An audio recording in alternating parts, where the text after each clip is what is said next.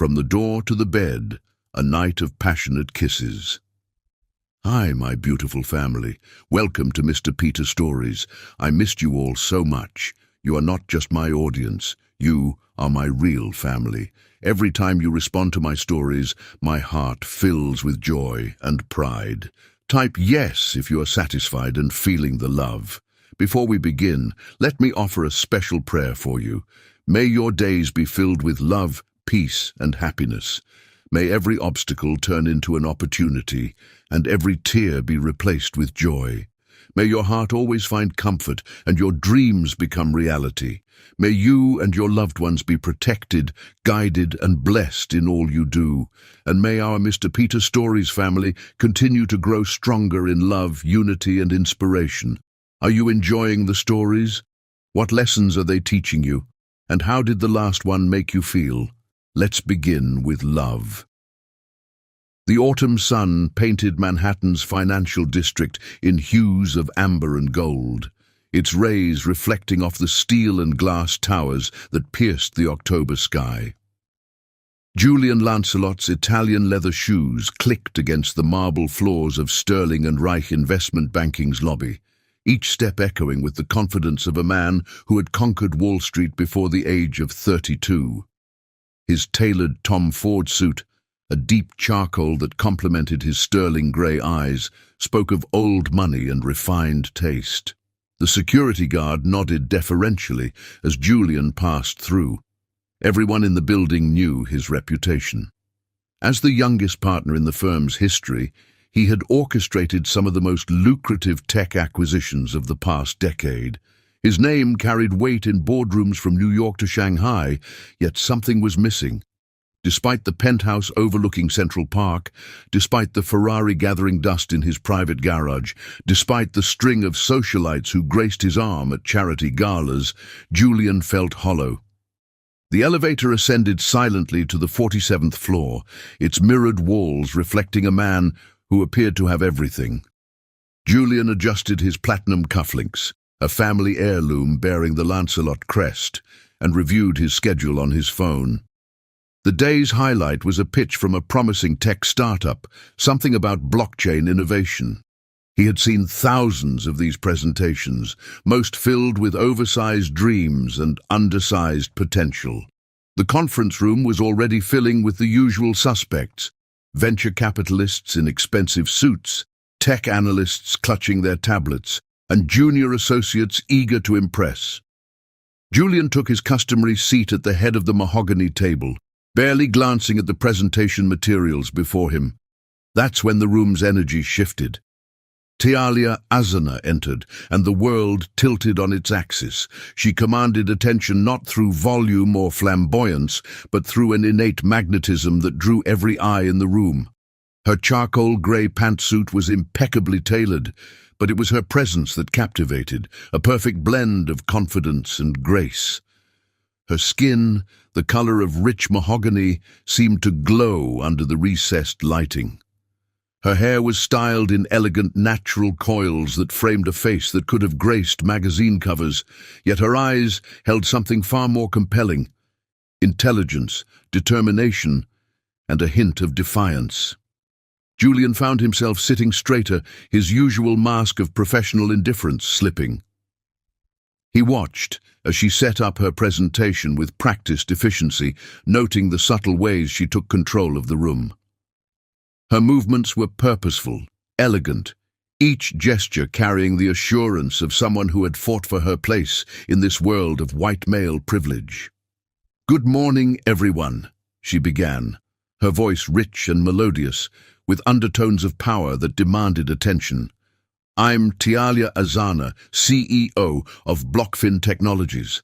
She didn't just speak, she wove a spell with her words, painting a vision of the future that made even the most hardened skeptics lean forward in their seats. Julian found himself studying her hands as she gestured, noting the absence of rings, the perfectly manicured nails, the way her fingers danced through the air as she explained complex technological concepts. He caught himself wondering how those fingers would feel intertwined with his own, then immediately pushed the thought aside. This was business, nothing more, but as she delved into her presentation, Julian realized this was unlike anything he'd seen before. Her blockchain solution wasn't just innovative, it was revolutionary. She had identified a gap in the market that everyone else had overlooked, creating a system that could transform how financial institutions handled international transactions. Her technical knowledge was impressive, but it was her strategic vision that truly set her apart. Julian found himself challenging her projections, not out of skepticism, but from a desire to see her mind at work. "Your growth estimates seem aggressive," he interjected, his voice carrying across the room. "What makes you so confident in these numbers?" Tialia's eyes met his, and for a moment the rest of the room faded away. There was a spark of recognition, not of his face or his reputation, but of something deeper. She saw through his professional facade to the man beneath, just as he saw past her polished presentation to the fighter within. "Mr. Lancelot," she responded, a slight smile playing at the corners of her mouth. "I was wondering when you'd ask that." She pulled up a detailed market analysis that showed depth of research he hadn't expected. "These numbers aren't aggressive, they're conservative. Let me show you why." What followed was an intellectual dance, a back and forth of questions and answers that electrified the room. Julian would probe for weaknesses in her plan. Talia would parry with data and insights that showed she'd already considered and addressed his concerns. Their exchange was professional on the surface, but underneath ran currents of something more profound: mutual respect, intellectual attraction, and a growing awareness that this meeting was about more than just business. The other attendees watched in fascination as two brilliant minds engaged in this sophisticated duel. Julian noticed the way Tialia's eyes lit up when she was passionate about a point, how her hands moved with increasing animation as she defended her vision. She, in turn, found herself drawn to the intensity of his gaze, the sharp intelligence behind his questions, and the way his presence seemed to fill the room without overwhelming it. As the presentation concluded, Julian knew two things with absolute certainty. Blockfin technologies would revolutionize the industry, and Tialia Azana had awakened something in him that he thought had died years ago: hope. Hope for something more than mergers and acquisitions, more than the cold comfort of success, more than the lonely existence he'd built for himself. The room began to empty, but neither Julian nor Tialia moved. They were caught in each other's orbit, prolonging the moment under the pretense of discussing technical details. The air between them crackled with unspoken possibilities. "Your presentation was impressive," Julian finally said, gathering his papers with deliberate slowness. "But I have a few more questions, if you have time." Tialia's smile held a hint of understanding. "I always have time for thorough due diligence, Mr. Lancelot." The way she said his name sent a shiver down his spine. "Please call me Julian," he replied, surprised by how much he wanted to hear his first name on her lips. "Julian," she tested the name, and it felt like a caress. "I know a quiet place near here where we could continue this discussion, unless you have another meeting." He did have another meeting, several in fact. All important, all with people who had waited weeks to see him. Without hesitation, he pulled out his phone and began cancelling them all. "My schedule just cleared up," he said, watching the play of emotions across her face: surprise, pleasure, and something that mirrored his own growing attraction. As they walked together through the bustling streets of the financial district, both pretended this was just a business meeting, just two professionals discussing a potential investment. But their hearts knew better. With each step, they moved closer to a future neither had imagined possible, a love story that would challenge their worlds and change their lives forever.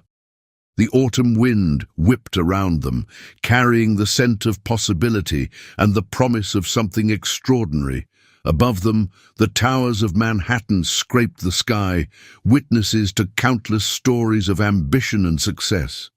But today, they would witness something rarer, the beginning of a love that would defy expectations, break boundaries, and prove that some forces were stronger than society's prejudices. Julian and Tialia walked side by side, not yet touching, not yet acknowledging the electricity between them. But destiny had already set its wheels in motion. In the heart of New York City, among the crowds and chaos, two souls had found each other. Their journey was just beginning, and neither could have predicted the challenges, passion, and triumph that lay ahead. The sun continued its arc across the sky, casting their shadows together on the sidewalk, two silhouettes merging into one, a preview of the unity they would forge through love, determination, and the courage to defy a world that would try to keep them apart. Chapter 2. Worlds Collide. The Tribeca Grand's bar was a study in understated luxury, all dark wood and amber lighting that turned every surface to liquid gold. Julian sat at a corner table, absently swirling 20-year-old scotch in a crystal tumbler as he replayed the day's events in his mind. The leather-bound portfolio containing Tialia's proposal lay unopened before him, but he wasn't thinking about blockchain technology or market projections. Instead, his thoughts kept returning to the way her eyes had lit up when she defended her vision, the subtle floral scent that had lingered in the air when she passed, the musical quality of her laugh when he'd made an unexpectedly witty observation about cryptocurrency trends. He checked his watch, an antique Patek Philippe that had belonged to his grandfather. For the third time in as many minutes. They'd agreed to meet at 8, and it was only 7:45. Julian Lancelot, the man known for making CEOs wait in his office, had arrived 20 minutes early. The irony wasn't lost on him. The bar's entrance caught his eye as another group of Wall Street types entered, their voices loud with the false confidence of deal-makers who measured their worth in dollar signs. Once, he had been just like them, believing that success could fill the emptiness inside. Now they seemed like caricatures, playing roles in a theater he no longer wanted to attend. Then she appeared, and the world sharpened into focus. Tialia had changed from her business suit into a deep burgundy dress that hugged her curves while maintaining an air of sophistication. Her natural hair was styled differently now, falling in soft coils that framed her face perfectly. She moved through the crowd with inherent grace, turning heads but seeming not to notice. Her eyes found Julian immediately, as if drawn by some magnetic force. He stood as she approached, an old-world courtesy that felt natural rather than performed. "You look," he began, but words failed him for perhaps the first time in his adult life. "So do you," she replied with a knowing smile, taking in his casual elegance, the perfectly tailored charcoal blazer over a black cashmere sweater that probably cost more than most people's monthly rent. Julian pulled out her chair, catching another hint of that intoxicating perfume as she sat. Up close, he noticed delicate gold earrings that caught the light when she moved, and a small scar near her left eyebrow that somehow made her even more beautiful for its imperfection. "I took the liberty of ordering champagne," he said, nodding to the vintage bottle chilling nearby. "Dom Perignon, 2008, unless you'd prefer something else." Tialia's lips curved in amusement. "The champagne is perfect, though I suspect you're used to people being impressed by such gestures." "Are you not impressed?" He raised an eyebrow, intrigued by her candor. "I'm more interested in the man beneath the gestures," she replied, meeting his gaze with disarming directness.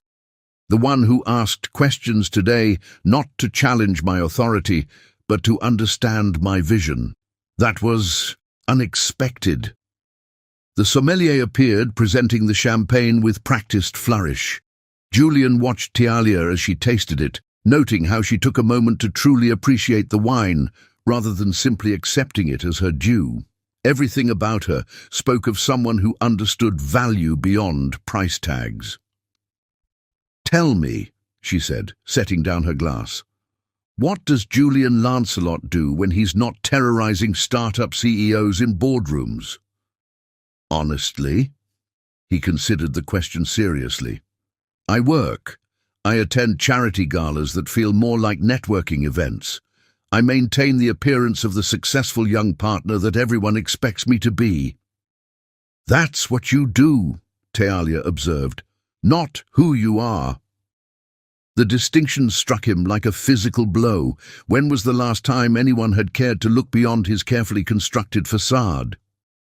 "Who I am," he began slowly, "is someone who built walls so high he forgot there was supposed to be something on the other side. Until today." The vulnerability in his admission surprised them both. Talia reached across the table, her fingers brushing his hand in a touch that sent electricity through his body.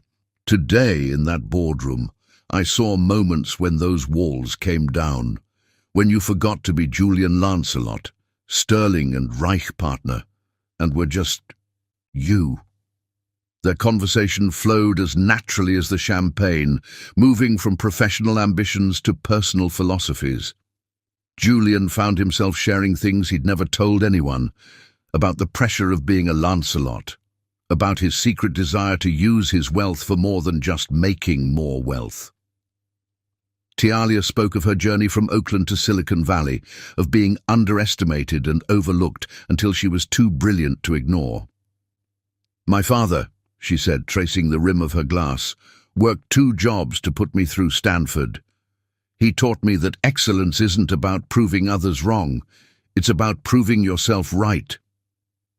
"Your parents sound remarkable," Julian replied, thinking of his own father's cold demands for perfection. "They are.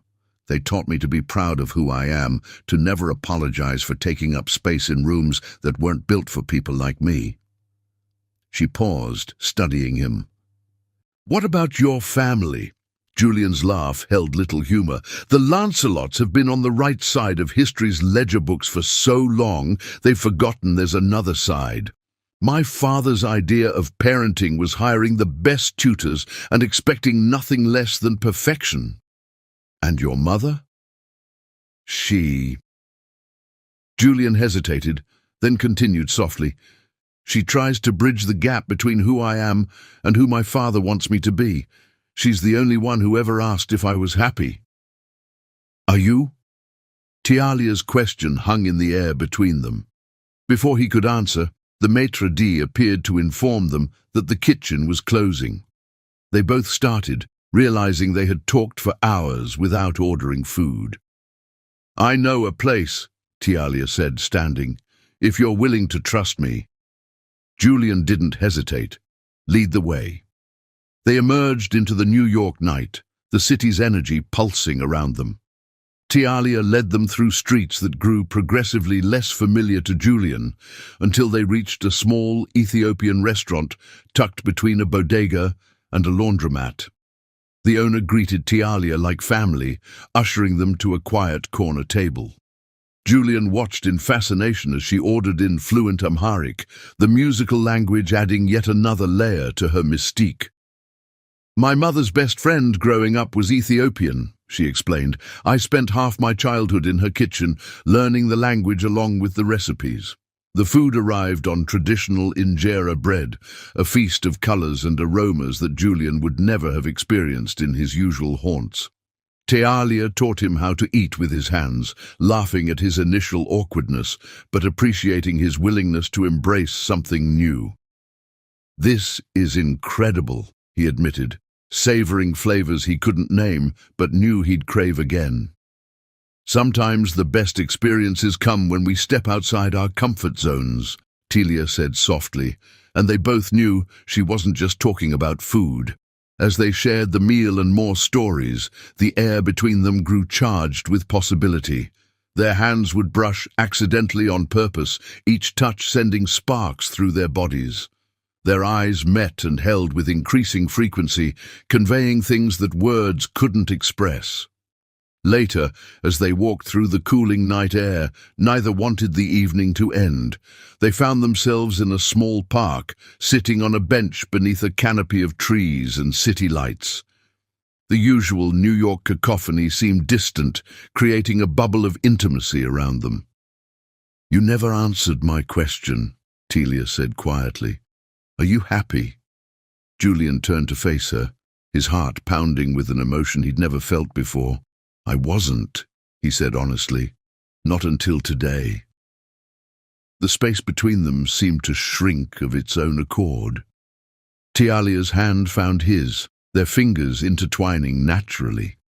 Her skin was soft against his, the contrast in their colors creating a beautiful harmony. "We barely know each other," she whispered, even as she leaned closer. "I feel like I've known you forever," Julian replied, reaching up to trace the curve of her cheek with his free hand. "Like everything in my life was leading me to that boardroom today." Their first kiss was gentle, tentative, a question and an answer all at once. The second was deeper, more certain, filled with the promise of things to come. When they finally parted, both were breathing heavily, their foreheads resting together. "This is crazy," Telia said, but she was smiling. "Do you know what people will say?" "Let them talk," Julian replied with a fierceness that surprised him. "Some things are worth any price." They stayed in that park until the early hours of the morning, talking, laughing, sharing more kisses that grew increasingly passionate. They spoke of their dreams, their fears, their hopes for the future. Two people from different worlds, finding in each other something they hadn't known they were missing. As the first hints of dawn began to lighten the sky, they finally parted, each returning to their separate lives, but knowing nothing would ever be the same. Julian watched Tialia's cab disappear into the lightning city before heading to his own car, his mind and heart full of her. In his penthouse overlooking Central Park, he stood at the floor-to-ceiling windows, watching the city come alive. His reflection showed a different man than the one who had walked into that boardroom yesterday. Someone awakened, transformed by the power of unexpected love. His phone buzzed with a message from Tialia. "Thank you for showing me the man behind the walls." As he typed his reply, Julian knew with absolute certainty that his life had changed irrevocably. The careful plans, the family expectations, the societal constraints, none of it mattered compared to the way his heart raced when he thought of her smile. The sun rose over Manhattan, painting the sky in shades of possibility. In separate parts of the city, two people lay awake, replaying every moment of their evening together, knowing that their worlds had collided in the most beautiful way possible. Whatever challenges lay ahead, whatever obstacles society would place in their path, they had found something rare and precious, a love that defied expectations and transcended boundaries. The day was beginning, but for Julian and Tialia, something far more significant had already dawned. The realization that some connections are worth fighting for, no matter the cost. Chapter 3. Dancing with Fire. The next 3 weeks passed in a blur of stolen moments and secret rendezvous. Manhattan became their playground, though not in the way Julian had known it before. Instead of exclusive restaurants and VIP lounges, he discovered the city's hidden treasures through Telia's eyes. Intimate jazz clubs in Harlem, where the music spoke directly to the soul, tiny art galleries in Chelsea, where emerging artists challenged perspectives, and family-owned restaurants in Queens, where the food told stories of generations. Tonight, they sat in a secluded corner of a small Italian restaurant in the West Village, one that had been serving the same family recipes since 1947. The checkered tablecloth and candlelight created an atmosphere far more authentic than any Michelin-starred establishment Julian usually frequented. "You're staring again," Tialia said, a smile playing at the corners of her mouth as she twirled pasta on her fork. "Can you blame me?" Julian reached across the table to take her hand, his thumb tracing patterns on her skin. "You're magnificent." She wore a deep blue dress that made her skin glow, and her hair was styled in an elegant updo that exposed the graceful line of her neck. A delicate gold necklace, his gift from last week, caught the candlelight with every movement. "Smooth talker," she teased, but her eyes held the same wonder he felt whenever they were together. "Though I have to admit, watching New York's most eligible bachelor eat carbonara in a tiny village restaurant is quite a sight itself." "I never knew what I was missing," he admitted. "All those years of expensive restaurants, and the best meals I've ever had have been with you in places I never knew existed." Their bubble of happiness was briefly interrupted by the buzzing of Julian's phone. Another message from his father's secretary requesting his presence at the family estate in Greenwich this weekend. He silenced it without responding. Telia noticed the slight tension in his jaw. "Your father again. He's concerned about some of my recent decisions," Julian said, his tone sardonic. "Apparently, cancelling dinner with the Whitman family last week was politically unwise. Never mind that their daughter Charlotte is about as interesting as watching paint dry. The burden of being a Lancelot." Tialia's voice held understanding rather than judgment. "A burden I'm increasingly ready to shed." He brought her hand to his lips, kissing her knuckles softly. "You've shown me there's so much more to life than maintaining appearances and making strategic alliances." The waiter appeared with a bottle of wine, a robust Barolo that the owner had personally recommended. As he poured, Julian noticed how the man's eyes widened slightly at their clasped hands, the contrast of their skin tones evident in the candlelight. It was a reaction they were becoming accustomed to, the double takes, the lingering glances, the whispered comments just barely out of earshot. Once they were alone again, Tialia addressed what they both had noticed. "It's going to get harder, you know. These past weeks have been like living in a beautiful dream, but reality is going to catch up eventually." "Let it," Julian said with quiet intensity. "I don't want to hide what we have. I don't want to pretend this is anything less than what it is." "And what is it?" Tialia asked softly, her heart pounding. Julian stood, pulling her to her feet and into his arms, not caring who might see. "It's everything," he whispered against her hair. "You're everything." They left the restaurant hand in hand, stepping into the cool evening air. The streets of the village were alive with energy, musicians playing on corners, couples strolling arm in arm, the eternal pulse of New York City at night. They walked without destination, simply enjoying each other's presence. Their wandering led them to Washington Square Park, where a street musician was playing At Last on a saxophone, the melody floating through the night air like a benediction. Without a word, Julian pulled Tialia into his arms, and they began to dance beneath the arch. "People are watching," Tialia murmured, though she made no move to pull away. "Let them watch," Julian replied, spinning her gently before drawing her close again. "Let them see what love looks like." The word hung between them, unspoken until now, but felt in every heartbeat, every touch, every shared glance. Tialia looked up at him, her eyes shining with emotions too deep for words. "Love," she repeated softly, testing the weight of it on her tongue. "I love you, Tialia Azana," Julian said, his voice firm with conviction. "I love your brilliance, your strength, your vision. I love how you challenge me to be better, to see the world differently. I love that you're not impressed by my name or my wealth. I love—" She silenced him with a kiss that spoke volumes, her arms wrapping around his neck as his hands pulled her closer. The saxophone player smoothly transitioned into "What a Wonderful World," and neither of them noticed the small crowd that had gathered to watch their dance of love. When they finally parted, both slightly breathless, Tialia whispered, "I love you too. God help me, but I do." The moment was interrupted by the flash of a camera. A group of young people nearby had their phones out, capturing what must have seemed like a romantic scene, the well-dressed couple dancing in the park at night. But Julian and Telia knew instantly that their private world was about to become very public.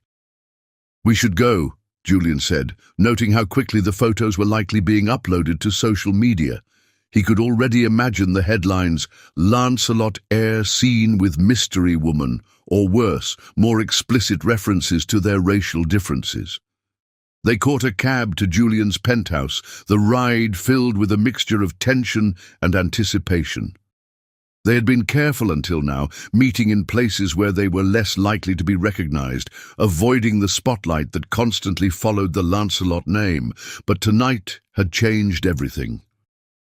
In the elevator up to his apartment, Talia finally voiced what they both were thinking.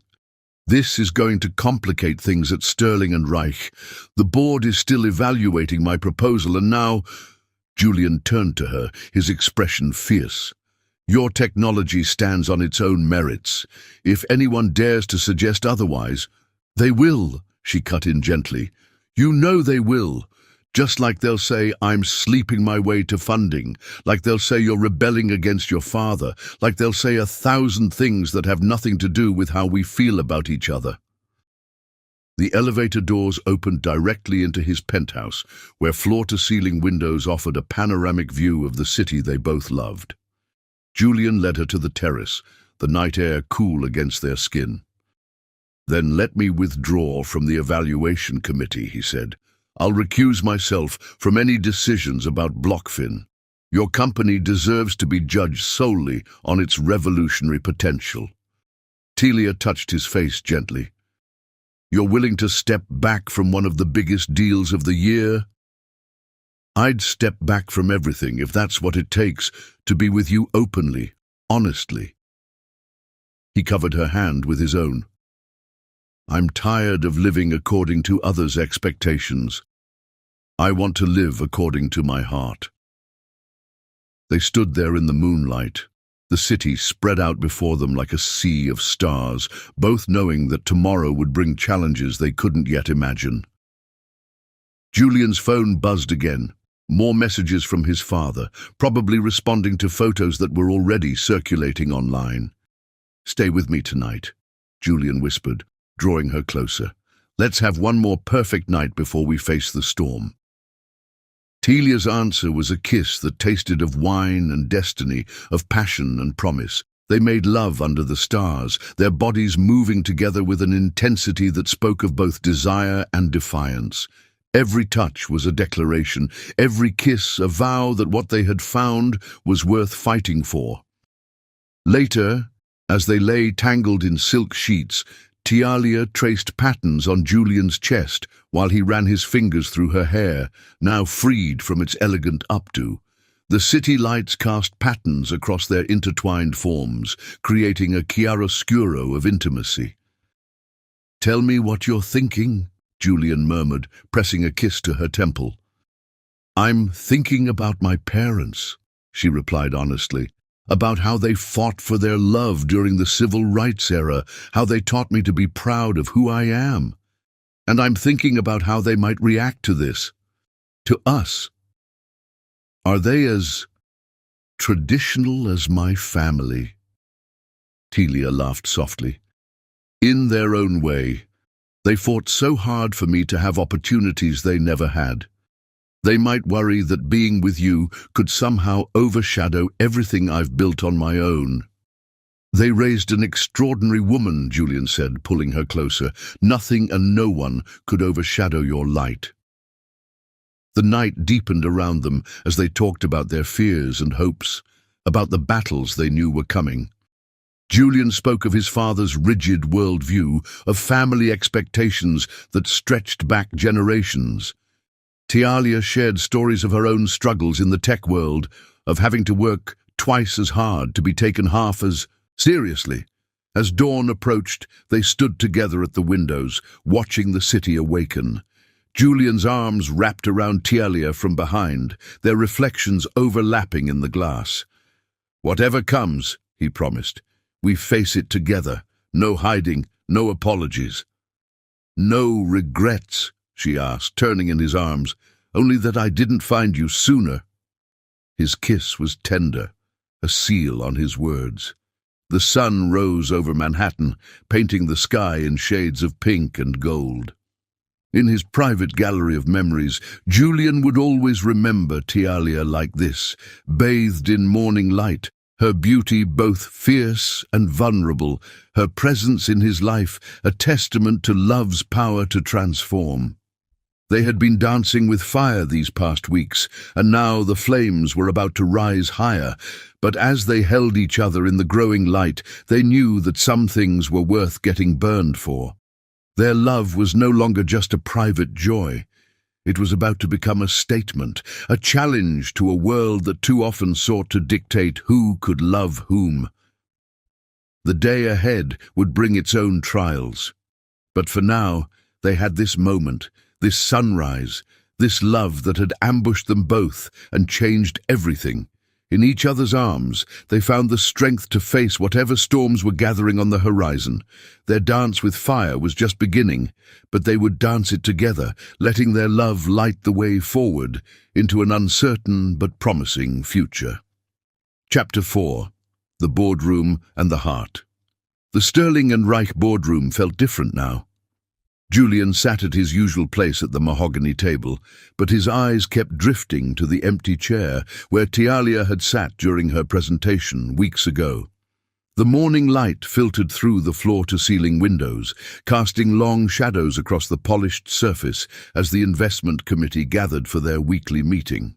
Alexander Wade, Julian's protégé, was delivering his analysis of Blockfin Technologies.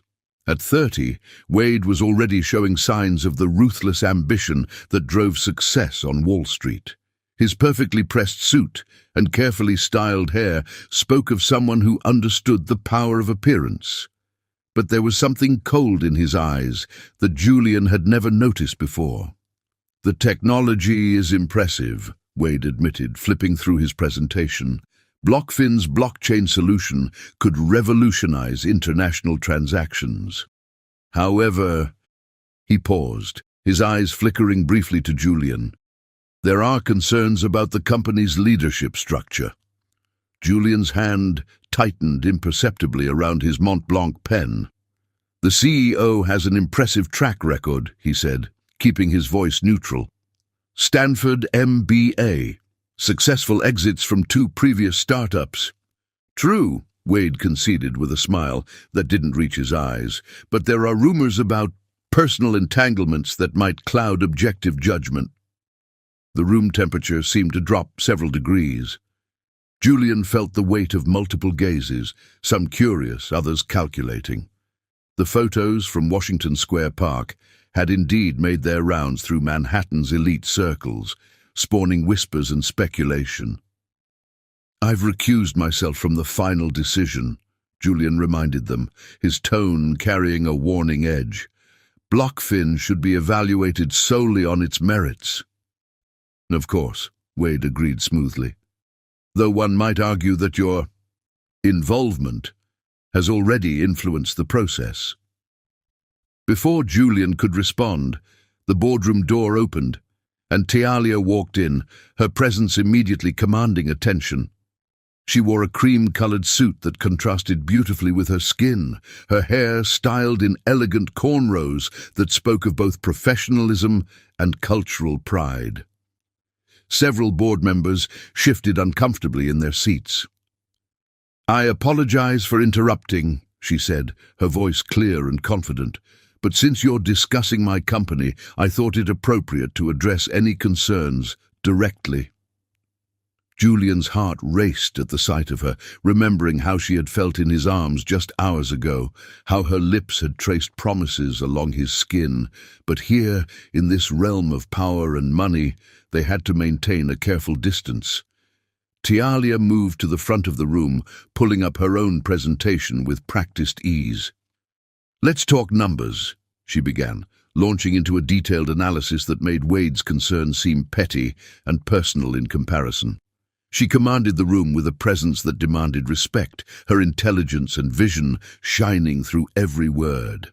As she spoke, Julian watched the board members' reactions. Some were clearly impressed, others remained skeptical, but none could deny the power of her presentation.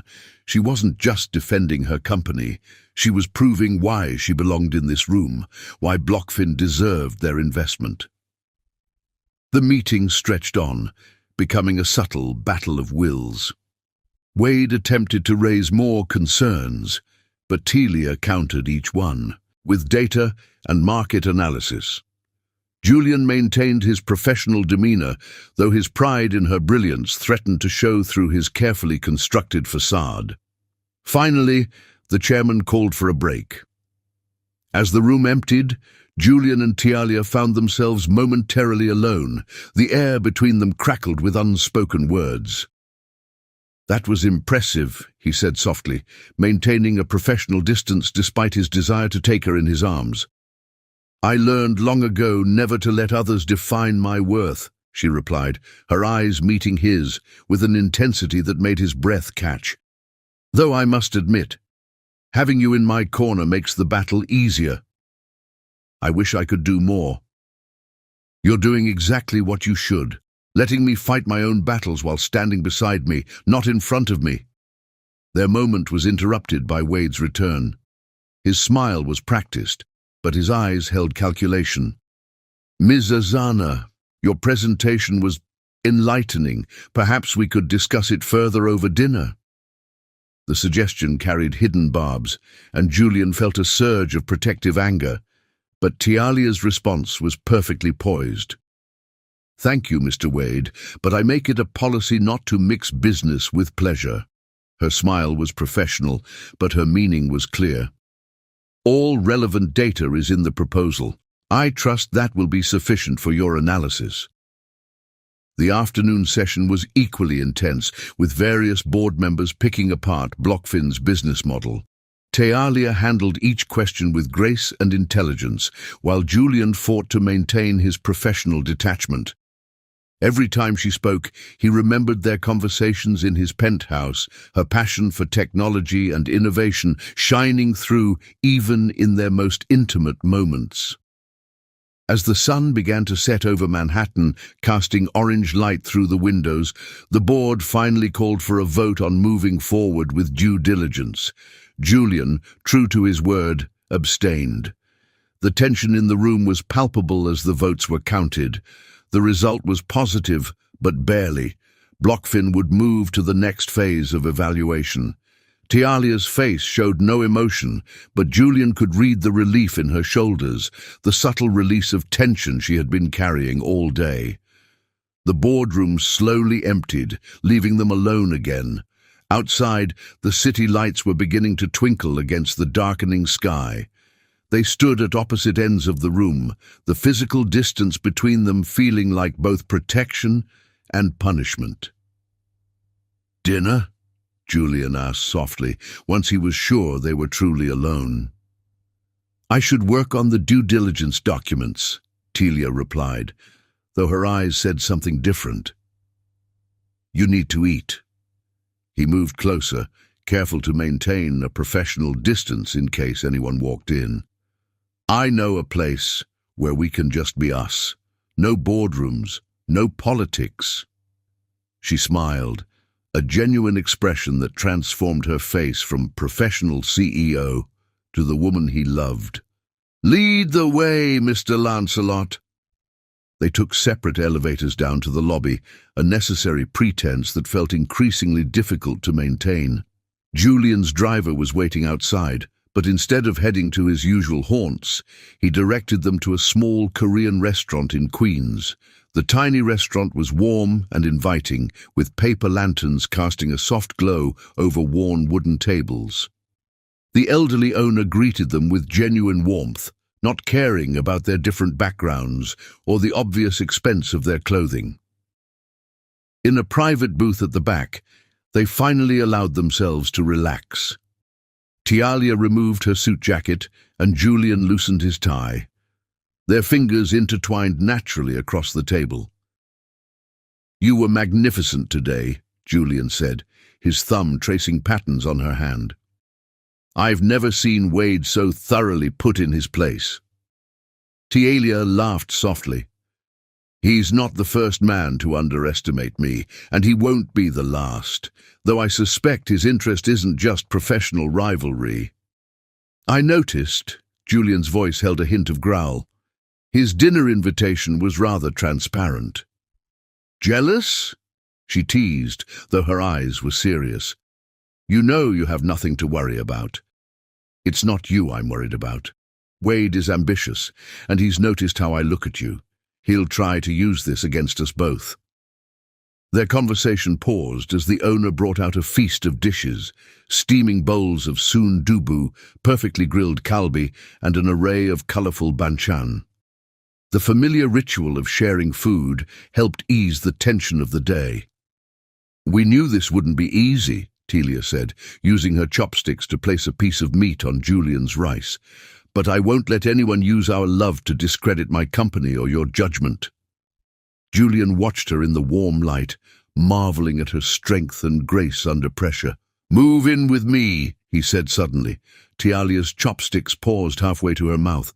"What?" "Move in with me," he repeated, more certain now. "I'm tired of pretending. Let them talk, let them speculate. I want to wake up with you every morning, fall asleep with you every night. I want our love to be something we celebrate, not something we hide." "Julian," she set down her chopsticks, her expression serious. "Think about what you're asking. The board is already suspicious of our relationship. Your father—" "I don't care about the board or my father," he interrupted passionately. "I care about you, about us, about building a life together that's true to who we are." The owner appeared with 2 small glasses of soju, smiling knowingly at their intense expressions before discreetly withdrawing. Tialia took a sip, gathering her thoughts. "When I was little," she said finally, "my mother told me that love isn't just about feeling. It's about timing, about knowing when to leap and when to wait. And what does your heart tell you now?" She looked at him, really looked at him, seeing past the expensive suit and privileged upbringing to the man who had captured her heart. "My heart tells me to leap," she admitted. "But my head reminds me that Blockfin needs this deal, and your position at Sterling and Reich." Julian reached across the table, taking both her hands in his. "Blockfin will succeed because your technology is revolutionary and you're brilliant. My position at Sterling and Reich is just a job. You're my future." Tears shimmered in Tilia's eyes, but she didn't let them fall. "You make it sound so simple." "It is simple," he insisted. "Everything else, the board, the society pages, our family's expectations, that's all noise. What we have is real. It's pure. It's worth fighting for." The restaurant had emptied around them, the paper lanterns creating a cocoon of warmth and intimacy.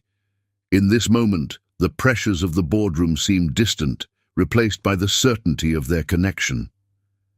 "Yes," Talia whispered, a smile breaking through her tears. "Yes?" "Yes, I'll move in with you." She squeezed his hands. "You're right. What we have is worth fighting for, worth celebrating." Julian stood, pulling her up and into his arms, not caring who might see through the restaurant windows. Their kiss tasted of kimchi and promise, of defiance and devotion. The owner appeared again, beaming as she presented them with sweet rice cakes.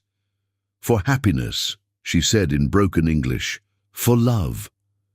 Later that night, in Julian's penthouse, soon to be their penthouse, they stood on the terrace looking out over the city that had brought them together. Tialia leaned back against Julian's chest, his arms wrapped securely around her.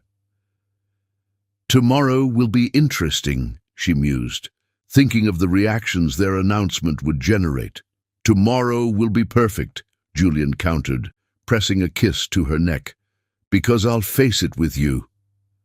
Below them, Manhattan continued its eternal dance of light and shadow, unaware that in a penthouse high above, two hearts had chosen love over convention, truth over appearance, courage over comfort. The boardroom might have its rules and protocols, but the heart had its own imperatives. And tonight, love had won another round in its eternal battle against fear and prejudice. As they turned away from the city view and toward their shared future, both Julian and Tialia knew that tomorrow would bring new challenges. But they would face them together, their love a shield against judgment, their commitment to each other stronger than any corporate politics or societal expectations. In the end, the boardroom might control million-dollar decisions, but the heart controlled something far more valuable: the courage to love without boundaries, to choose happiness over convention, to write their own story in defiance of the world's expectations. Chapter 5. Betrayal's Sharp Edge. The morning sun had barely touched the Manhattan skyline when Julian's phone erupted with notifications. He was in the kitchen of their penthouse, preparing Tialia's favorite breakfast, French press coffee and vanilla bean crepes, when the first message arrived. It was from Alexander Wade, containing only a link to a financial news website. Julian's heart stopped when he saw the headline, "Sterling and Reich Partners Affair with Tech CEO Raises Ethics Concerns." Below it was the photo from Washington Square Park, but the article painted their beautiful moment in shadows of scandal and impropriety. Anonymous sources within Sterling and Reich investment banking raise concerns over the evaluation process of BlockFin Technologies, the article read. Questions arise about the relationship between partner Julian Lancelot and BlockFin CEO Tialia Azana, suggesting possible preferential treatment and insider trading implications. The smell of burning crepe snapped Julian back to reality. As he moved the ruined breakfast aside, Tialia appeared in the kitchen doorway, wrapped in his silk robe. One look at his expression told her something was wrong. "How bad is it?" she asked, moving to his side. Instead of answering, he handed her his phone. She read in silence, her posture stiffening with each word. When she finished, she placed the phone face down on the counter with deliberate care. "Wade," she said, not a question. "Wade," Julian confirmed, pulling her into his arms. "He's making his move." They stood together in the morning light, the city spreading out below their window like a sea of glass and steel. Tialia's head rested against Julian's chest, his heartbeat steady beneath her ear. "They're trying to discredit both of us," she said finally. "My technology, your judgment, everything we've worked for." Julian's phone buzzed again, this time with a message from the board chairman requesting an immediate meeting. Moments later, Tialia's phone lit up with notifications from her investors, all demanding explanations. "We knew this might happen," Julian reminded her, his fingers tracing soothing patterns on her back. "We knew they'd try to use our love against us." But insider trading accusations. Tialia pulled back to look at him, her eyes fierce. "That's not just office politics, Julian. That's potentially criminal."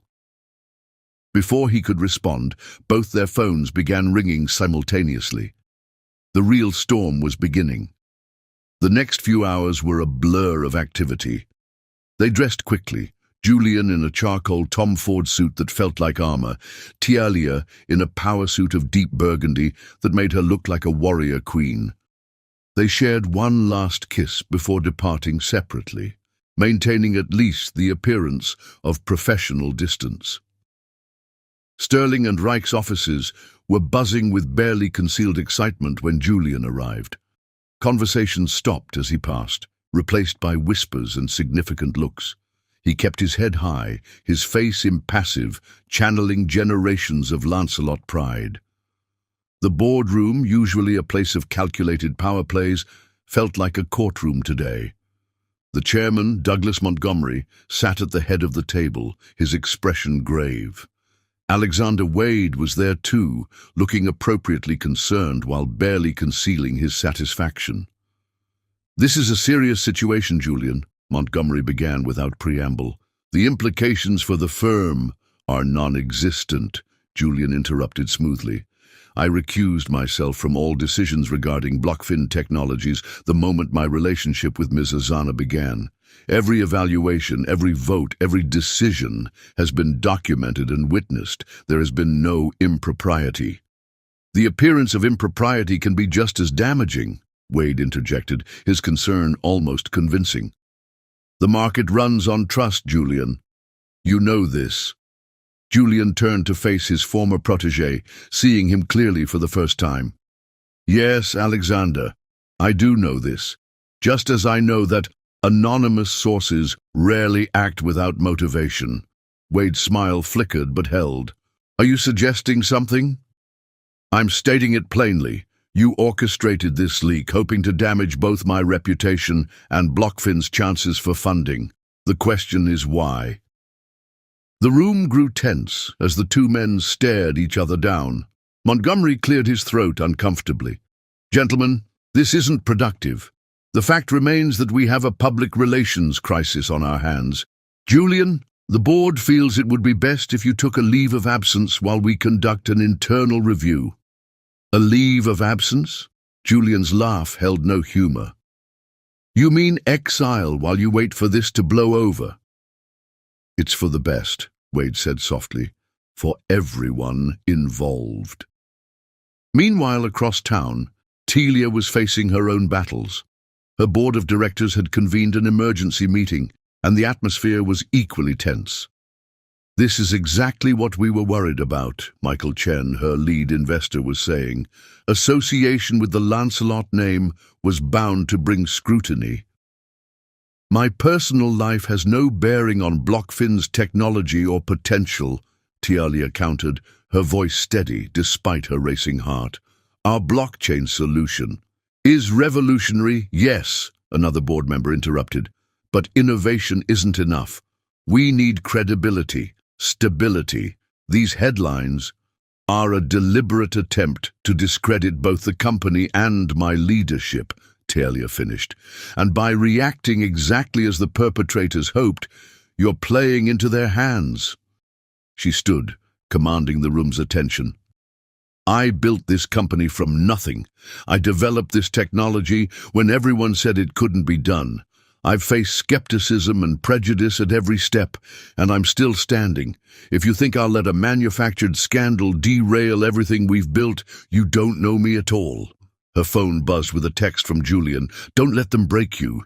You're stronger than all of them combined. Drawing strength from his words, Telia continued, I won't apologize for falling in love. I won't apologize for who I love. And I certainly won't apologize for building a company that's going to change the financial industry forever. If any of you have concerns about my leadership, my integrity, or my commitment to Blockfin's success, speak now. The silence that followed was deafening.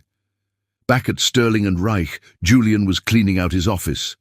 The leave of absence wasn't optional, but he would be damned if he'd slink away in shame. As he packed his personal items, Wade appeared in the doorway. It didn't have to be this way, Wade said, almost regretfully. If you had just been more discreet. Julian continued packing, his movements deliberate. You know what your mistake was, Alexander? Thinking that love is a weakness to be exploited. In reality, it's the source of my strength. Poetic, Wade smirked. But this is Wall Street, Julian. Poetry doesn't move markets. No, Julian agreed, finally facing him. But integrity does, truth does. And when this is over, everyone will know exactly who you are. The day stretched on, bringing more headlines, more accusations, more carefully orchestrated attacks on their relationship and professional integrity. Lancelot's scandal began trending on Twitter, with opinions ranging from support to outright racism. As evening fell, Julian and Telia finally reunited in their penthouse. They were battle-worn but unbroken, drawing strength from each other's presence. They wanted to force my resignation, Telia said, curled against Julian on their terrace, suggested it would be best for the company if I stepped down. And? A fierce smile curved her lips. I reminded them that I hold majority voting rights. They can suggest whatever they want. Julian pulled her closer, pressing a kiss to her temple. That's my warrior queen. What about you? How bad is it? The leave of absence is mandatory. 3 months minimum while they investigate the allegations. He sighed. Wade played it perfectly. He knew targeting just one of us wouldn't be enough. Tialia turned in his arms, her eyes bright with determination. Then we fight back. Together. Together, he agreed. But we need to be smart about this. Wade will be expecting retaliation. They spent the night strategizing, their professional expertise turning toward a different kind of deal. Tialia's technical brilliance combined with Julian's understanding of Wall Street politics, creating a plan that would not only clear their names, but expose the true manipulation at play. As midnight approached, they stood together at their bedroom window, the city lights creating a galaxy of possibilities below. Julian's arms wrapped around Tialia from behind, her head resting back against his chest. "Do you ever regret it?" he asked softly. "Us." Tialia turned in his embrace, her hands coming up to frame his face. "Never. They can take my company, your position, everything we've built professionally, but they can't take this. They can't take us." Their kiss was fierce, passionate, a declaration of war against anyone who would try to tear them apart. They made love with an intensity born of defiance and devotion, each touch an affirmation of their commitment to each other. Later, as they lay tangled in sheets, Tialia traced the worried lines on Julian's face. "Tomorrow we start fighting back. Tonight just hold me." Julian pulled her closer, breathing in the familiar scent of her hair. Outside their window, Manhattan continued its eternal dance of light and shadow, unaware that in a penthouse high above, two hearts were forging their love into a weapon that would shake the very foundations of Wall Street's power structure. Wade and his conspirators had unleashed their attack, thinking to break apart something beautiful. Instead, they had only succeeded in making it stronger, transforming a private love into a public statement of defiance against prejudice and manipulation. As sleep finally claimed them, Julian and Tialia remained entwined, their hearts beating in sync. The betrayal had cut deep, but their love was proving stronger than any knife, sharper than any edge their enemies could wield against them. The war had begun, but they would fight it together, their love not a weakness to be exploited, but a strength that would ultimately change the very rules of the game. Chapter 6. Family Ties That Bind. The Lancelot estate in Greenwich sprawled across 40 manicured acres, its Georgian architecture a testament to old money and older prejudices. Julian guided his Aston Martin through the wrought iron gates, the gravel drive crunching beneath the tires like bones. The autumn leaves painted the scene in shades of gold and crimson, but there was no warmth in the mansion's imposing facade. Richard Lancelot III stood at the top of the marble steps, every inch the patriarch in his bespoke suit and carefully cultivated silver hair. His expression was carved from granite as he watched his only son park beside the fountain. The same fountain where Julian had learned to swim, where he'd celebrated his graduations, where he'd once believed his future was as perfectly planned as the geometric gardens surrounding it. "You're late," Richard said by way of greeting, his voice carrying the weight of generations of disappointed fathers. "Traffic on the Merit," Julian replied, though they both knew it was a lie. He delayed the inevitable confrontation by driving in circles, gathering courage for what was to come. The great house swallowed them in silence, their footsteps echoing off marble floors and wood-panelled walls lined with portraits of Lancelot patriarchs. Julian's mother Elizabeth waited in the morning room, her elegance a careful mask for her anxiety. She rose to embrace her son, her perfume a familiar comfort. "Darling," she whispered, holding him tight for a moment before propriety demanded she step back. "Shall we dispense with pleasantries?" Richard moved to the sideboard, pouring himself a measure of scotch despite the early hour. The situation is untenable.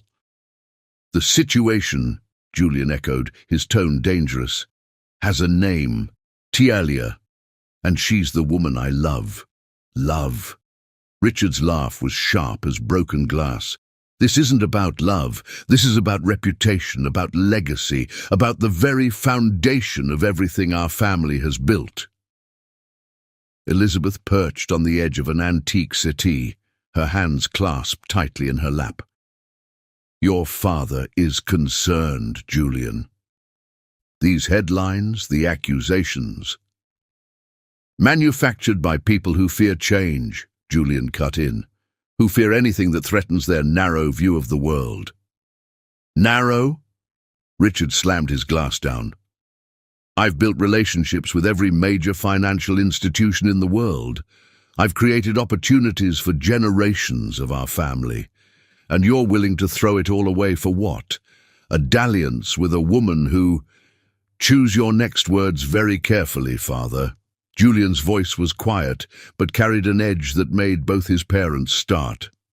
Tialia Azana is brilliant, accomplished, and more innovative than anyone I've met in our rarefied circles. She built her company from nothing, while I was handed everything on a silver platter. We gave you advantages, Richard growled, because you're a Lancelot. It's your duty to... To what? Maintain the careful fiction that money and privilege make us better than everyone else, that love should be constrained by social class and skin color. Elizabeth rose, moving to stand between her husband and son. Please, both of you, we can discuss this rationally. There's nothing rational about what he's doing, Richard snapped. Do you have any idea what this is doing to our standing in society? The calls I'm getting from the club, from the board members at the symphony. Julian laughed bitterly. The club? The symphony? Do you hear yourself, father? The world is changing, but you're still clinging to these antiquated symbols of status. These antiquated symbols have protected our family's interests for generations. Richard's face was flushed with anger. Your grandfather built Sterling and Reich from nothing after the war. I expanded it into an international powerhouse. And you're willing to throw it all away for this infatuation. Infatuation. Julian moved to the window, looking out over the gardens where he'd played as a child, where he'd learned the unwritten rules of their privileged world. What I feel for Tialia isn't an infatuation. It's the most real thing I've ever known. Real, Richard scoffed. What's real is the damage you're doing to our family name, the opportunities you're squandering, the connections you're severing. Richard, please, Elizabeth interjected. Perhaps if we met her, Richard turned on his wife, and give credibility to this. Say it, Julian challenged, turning back to face his father. Say what you really think. Let's stop dancing around the real issue. The tension in the room could have been cut with a knife. Elizabeth sank back onto the settee, her face pale. The issue, Richard said carefully, is that some lines shouldn't be crossed. Some traditions shouldn't be broken. You have responsibilities, Julian, to this family, to our legacy. My only responsibility is to my heart, Julian replied, and my heart belongs to Tialia. Then you leave me no choice. Richard moved behind his desk, a fortress of mahogany and authority. Either you end this relationship and return to your senses, or you're cut off. No trust fund, no position at Sterling and Reich, no inheritance, nothing. Elizabeth gasped. Richard, no. It's not negotiable. Richard's voice was ice. I won't watch my only son destroy everything we've built for some misguided attempt at social justice. Julian stood very still, feeling the weight of generations pressing down on him. In his mind, he saw Tialia's face, felt the warmth of her love, the strength of her conviction. When he spoke, his voice was calm. You know what the difference is between Tialia and us, father. She built something meaningful, something that will actually help people. While we've been patting ourselves on the back for maintaining the status quo, she's been innovating, creating, pushing boundaries. Don't be naive, Richard sneered. She's using you, your name, your connections. She rejected $1 billion offer from Goldman Sachs before she ever met me, Julian cut in. She doesn't need our money or our connections. She has something far more valuable, integrity. The word hung in the air like an accusation. Richard's face darkened. This is your final warning, Julian. End it now, or you're no longer my son. Julian moved to his mother, kissing her cheek gently. She clutched his hand, tears in her eyes. I'll always be your son, he said softly, but I won't be your puppet. Not anymore. He walked to the door, then turned for one final look at the man who had shaped so much of his life. You know what's ironic, Father? You taught me that a Lancelot never backs down from what he believes in, never compromises his principles. I'm just finally living up to that lesson. The drive back to Manhattan was a blur of autumn colors and tumbling thoughts.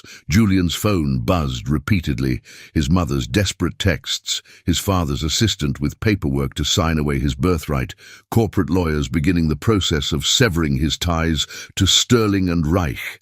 He found Tialia in their penthouse, working on her laptop despite the late hour. She took one look at his face and opened her arms. He went to her like a man dying of thirst, finding water, burying his face in her neck as the emotions of the day finally broke free. Tell me, she whispered, holding him close. So he did. Told her everything. His father's ultimatum, his mother's tears, the weight of generations of privilege and prejudice crashing down around them. Tialia listened in silence, her fingers running soothingly through his hair. When he finished, she took his face in her hands, forcing him to meet her eyes. Are you sure about this, about us? It's not too late to... He silenced her with a kiss that tasted of tears and truth. You're my family now, he whispered against her lips. You're my home. They made love slowly that night, each touch an affirmation, each kiss a promise. Afterward, as they lay tangled in sheets and starlight, Tialia traced the worried lines on his face. Tomorrow, she said softly, we face my parents. Julian pulled her closer, breathing in her familiar scent. Are they as formidable as the great Richard Lancelot III? More, she smiled, but in a different way. They fought too hard for their place in this world to trust easily, especially someone from my world, he finished, the world that tried to keep them down. Yes. She propped herself up on an elbow, looking down at him seriously. But they taught me something your father seems to have forgotten. That love is the only thing worth fighting for, the only legacy that truly matters. Julian reached up to trace the curve of her cheek, marveling at how this woman had transformed his world. Then we'll fight for it. Together. Outside their window, Manhattan glittered like a sea of stars, indifferent to the dramas playing out in penthouses and boardrooms. But in their bed, wrapped in each other's arms, Julian and Tialia had found a truth stronger than family names, more enduring than fortunes. Love, when it's real, makes its own rules, creates its own legacies, builds its own future. Tomorrow would bring new battles, new challenges, new opportunities to prove that their love was stronger than prejudice, more valuable than inheritance. But tonight they held each other, their hearts beating in sync, their love a rebellion against everything that would tear them apart. The family ties that had bound them to their separate worlds were stretching, breaking, reforming into something new, a connection forged not by blood or tradition, but by choice, by love, by the courage to defy expectations and write their own story. As they drifted to sleep, Julian remembered something his grandmother had told him long ago. The truest measure of a person isn't what they're willing to fight for. It's what they're willing to sacrifice for love. In Tialia's arms, he finally understood the wisdom of those words. He had lost a fortune today, an inheritance, a position of power. But he had gained something far more precious, the freedom to love without constraints, to build a future based on truth rather than tradition. In the end, it wasn't really a sacrifice at all. It was a victory. Chapter 7. The Price of Love. The Sterling and Reich boardroom felt different from this side of the table. Julian sat before his former colleagues, no longer as a partner, but as a man about to change everything. The morning light streamed through the floor-to-ceiling windows, casting long shadows across the polished mahogany surface where he had once commanded respect and fear. Alexander Wade sat in Julian's old chair, trying to hide his smirk behind a carefully constructed mask of professional concern. The other partners lined the table like a jury, their expressions ranging from curiosity to barely concealed disdain. The chairman, Douglas Montgomery, cleared his throat uncomfortably. "Are you sure about this, Julian?" Montgomery asked, his tone suggesting one final chance at redemption. "Walking away from Sterling and Reich. It's unprecedented." Julian's smile was calm, confident. "I'm not walking away, Douglas. I'm moving forward." He stood, buttoning his Tom Ford suit jacket with practiced ease. The fabric felt different now, less like armor and more like a costume he'd soon shed. His voice carried through the room with quiet authority. "For 15 years, I've sat in this room, making decisions that affected markets, but never really changed lives. We've moved billions of dollars, created wealth for the already wealthy, maintained a system that benefits the few at the expense of the many." Wade's smirk faltered slightly as Julian continued. "Today, I'm not just resigning from Sterling and Reich. I'm announcing the creation of Lancelot Ventures, a firm dedicated to funding minority-owned startups and innovative technologies that serve the underserved. And our first investment," he paused, enjoying the tension in the room, "will be in BlockFin Technologies." The reaction was immediate. Partners shifted uncomfortably in their leather chairs. Whispers erupted around the table. Wade's face turned an interesting shade of red. "You can't," he sputtered. "The non-compete clause in your contract doesn't apply," Julian finished smoothly. "As my father's lawyers were so eager to remind me when they cut me off, I'm no longer bound by family obligations or corporate restrictions. I'm free to compete with Sterling and Reich in any way I choose." He placed a thick folder on the table. "This contains my formal resignation, along with documentation of certain irregularities I've discovered in recent dealings, including evidence of who really leaked those stories to the press and why." Wade's face went from red to white. Montgomery reached for the folder with trembling hands. "You're bluffing," Wade said, but his voice lacked conviction. "Am I?" Julian's smile was razor-sharp. "Check your email. I believe the SEC is particularly interested in your recent communications with certain tech journalists." The boardroom erupted in chaos as Julian walked out, his steps light with freedom. In the elevator, he loosened his tie and checked his phone.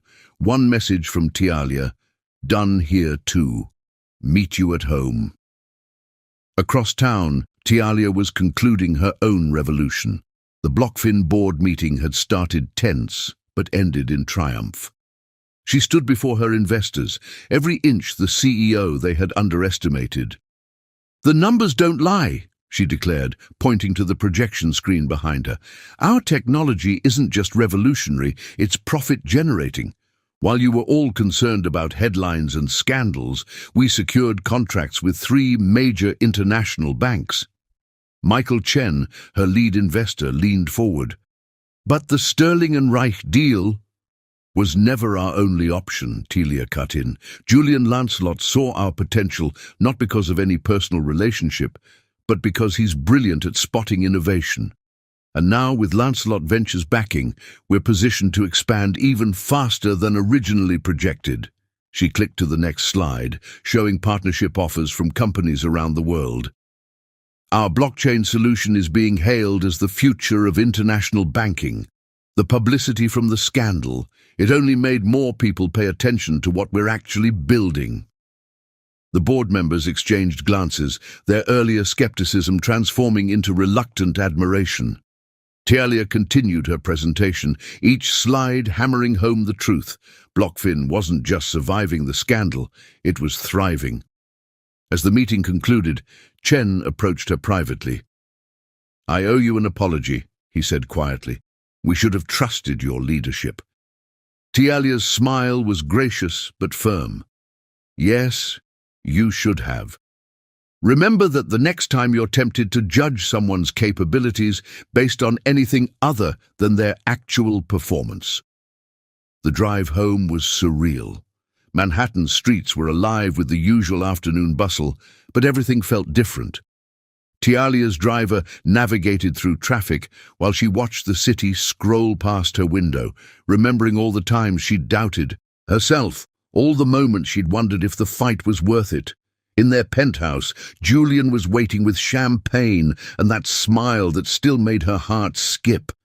They met in the middle of their living room, coming together like magnets, finding their natural alignment. "How did it go?" he asked, though her triumphant expression told him everything. "They never saw it coming," she laughed, accepting a glass of champagne. "You?" "Wade's probably calling his lawyer right now," Julian grinned. "The SEC investigation should keep him too busy for revenge plots for quite a while."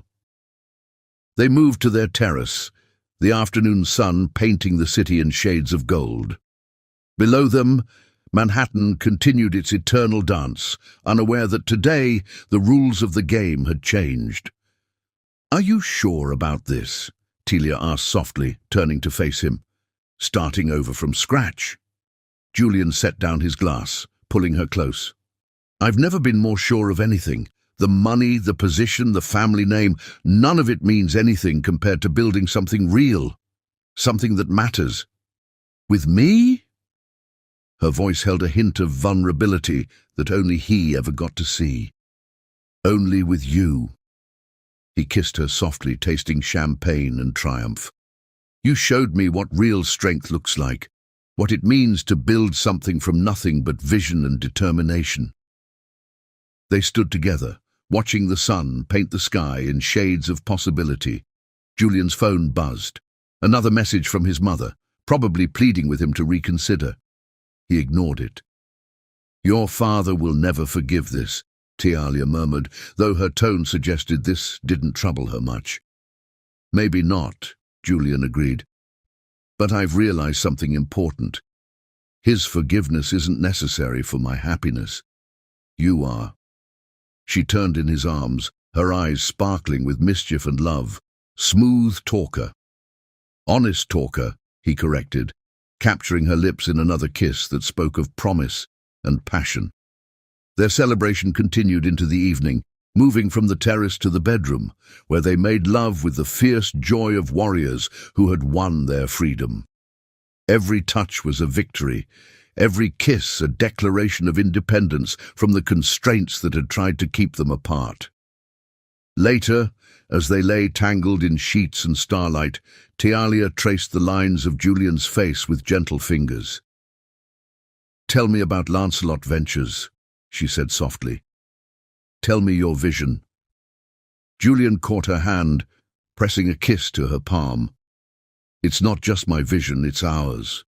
I want to find other innovators like you, other dreamers who just need someone to believe in them. We'll fund companies that want to change the world, not just profit from it. Using the Lancelot name to reshape the very system it helped build," Tialia mused. "There's poetry in that. There's justice in it," Julian corrected. "And hope. Think about all the brilliant minds out there, all the revolutionary ideas that never get a chance because the old guard is too afraid of change." "We'll find them," Tilia promised. "We'll build something beautiful together." Their phones continued to buzz throughout the night, reporters seeking comments, Society columnists hungry for scandal, friends and enemies trying to understand the day's events. They ignored them all, lost in their private celebration of love and liberation. As midnight approached, they stood together at their bedroom window, the city lights creating a constellation of possibilities below. Julian's arms wrapped around Tialia from behind, her head resting back against his chest. "No regrets?" he whispered against her hair. She turned in his embrace, her eyes shining with certainty. "Not one. You. My only regret is that I spent so many years thinking success meant following someone else's rules." He cupped her face in his hands. "You freed me, Tialia. You showed me what real courage looks like." Their kiss was tender, unhurried, full of promise for the future they would build together. Outside their window, Manhattan sparkled like a field of dreams waiting to be harvested, but the real magic was in their embrace, in the love that had cost them everything and given them something far more precious in return. The price of love had been high, family ties severed, positions of power surrendered, comfortable certainties abandoned. But as they held each other in the starlight, both Julian and Tialia knew they had gained something priceless. The freedom to love without constraints, the power to change the world on their own terms, and the joy of building a future that would inspire others to follow their hearts. Tomorrow would bring new challenges, new opportunities, new battles to fight. But tonight belonged to them. Two hearts that had refused to be bound by society's expectations, two souls that had found in each other the courage to defy the world and win. The price of love had been high, but its rewards were beyond measure. In each other's arms they had found not just passion, but purpose, not just love, but liberation. And in that freedom, they would write their own rules, create their own legacy, and show the world that true love knows no bounds and fears no price. Chapter 8. Rising from the Ashes. San Francisco's morning fog rolled in from the bay, wrapping the city's hills in ethereal white. From their new home in Pacific Heights, Julian and Tialia watched the sun slowly burn through the mist, revealing the Golden Gate Bridge like a revelation in red and gold. The Victorian mansion they'd chosen was worlds away from their Manhattan penthouse, warmer, more intimate, filled with character instead of cold modernity. "Still feels like a dream sometimes," Tialia murmured, curled against Julian on their wraparound porch. She wore one of his cashmere sweaters, her natural hair loose around her shoulders in the way he loved best. "Which part?" Julian asked, pulling her closer. "Moving across the country, starting over, or proving everyone wrong?" "All of it." She turned to face him, her eyes bright with joy and mischief, especially the part where the great Julian Lancelot trades his Tom Ford suits for Silicon Valley casual. He laughed, glancing down at his designer jeans and sweater. "I'd draw the line at hoodies and flip-flops." Their laughter mingled with the sounds of the awakening city, foghorns in the distance, cable cars clanging up steep hills, the persistent hum of innovation that made San Francisco different from anywhere else in the world. The past 6 months had been a whirlwind of change and triumph. Lancelot Ventures had quickly established itself as a major force in venture capital, with a focus on minority-owned startups and revolutionary technologies. Their first fund had closed at $2 billion, backed by investors who believed in their vision of changing the face of finance. BlockFin Technologies had flourished even more dramatically. Telia's blockchain solution was now being implemented by major banks across 3 continents. The same press that had once tried to scandalize their relationship was now hailing them as visionaries, pioneers of a new era in both technology and social progress. Julian's phone buzzed with a message from their office. "The Chen meeting's been moved up to 9, he said, but made no move to get up. These quiet moments with Tialia were too precious to rush. "Nervous?" she asked, though she knew the answer. Michael Chen, her former lead investor who had once doubted her, was now eager to partner with Lancelot Ventures on a new fund, specifically for women of color in tech. "Not nervous," Julian replied, kissing her temple, "just amazed at how far we've come." Their new offices occupied the top floor of a renovated warehouse in Soma. The space was open and bright, with exposed brick walls and vast windows overlooking the bay. Unlike the sterile corridors of Sterling and Reich, this was a place designed to nurture innovation and creativity. They arrived together, turning heads as they always did. But here in San Francisco, the looks were different, admiring rather than judgmental, inspired rather than scandalized. Their love story had become something of a legend in Silicon Valley, proof that following your heart could lead to both personal and professional triumph. The morning meeting went beyond their expectations. Chen, once skeptical of their relationship, now spoke passionately about their vision for changing the venture capital landscape. "The numbers don't lie," he said, pointing to the projection screen. "Companies founded by women of color have consistently outperformed market averages, yet they receive less than 1% of venture funding. You two aren't just changing that, you're proving why it needs to change." After the meeting, Julian found Telia in her office, reviewing applications for their newest accelerator program. She looked up as he entered, her smile still capable of stopping his heart. "Remember when you first pitched Blockfin in that Sterling and Reich boardroom?" he asked, perching on the edge of her desk. "How could I forget? You tried so hard to look unimpressed." She stood, moving between his legs and wrapping her arms around his neck. "I was already falling in love with you," he admitted. "Your brilliance, your determination, the way you commanded that room."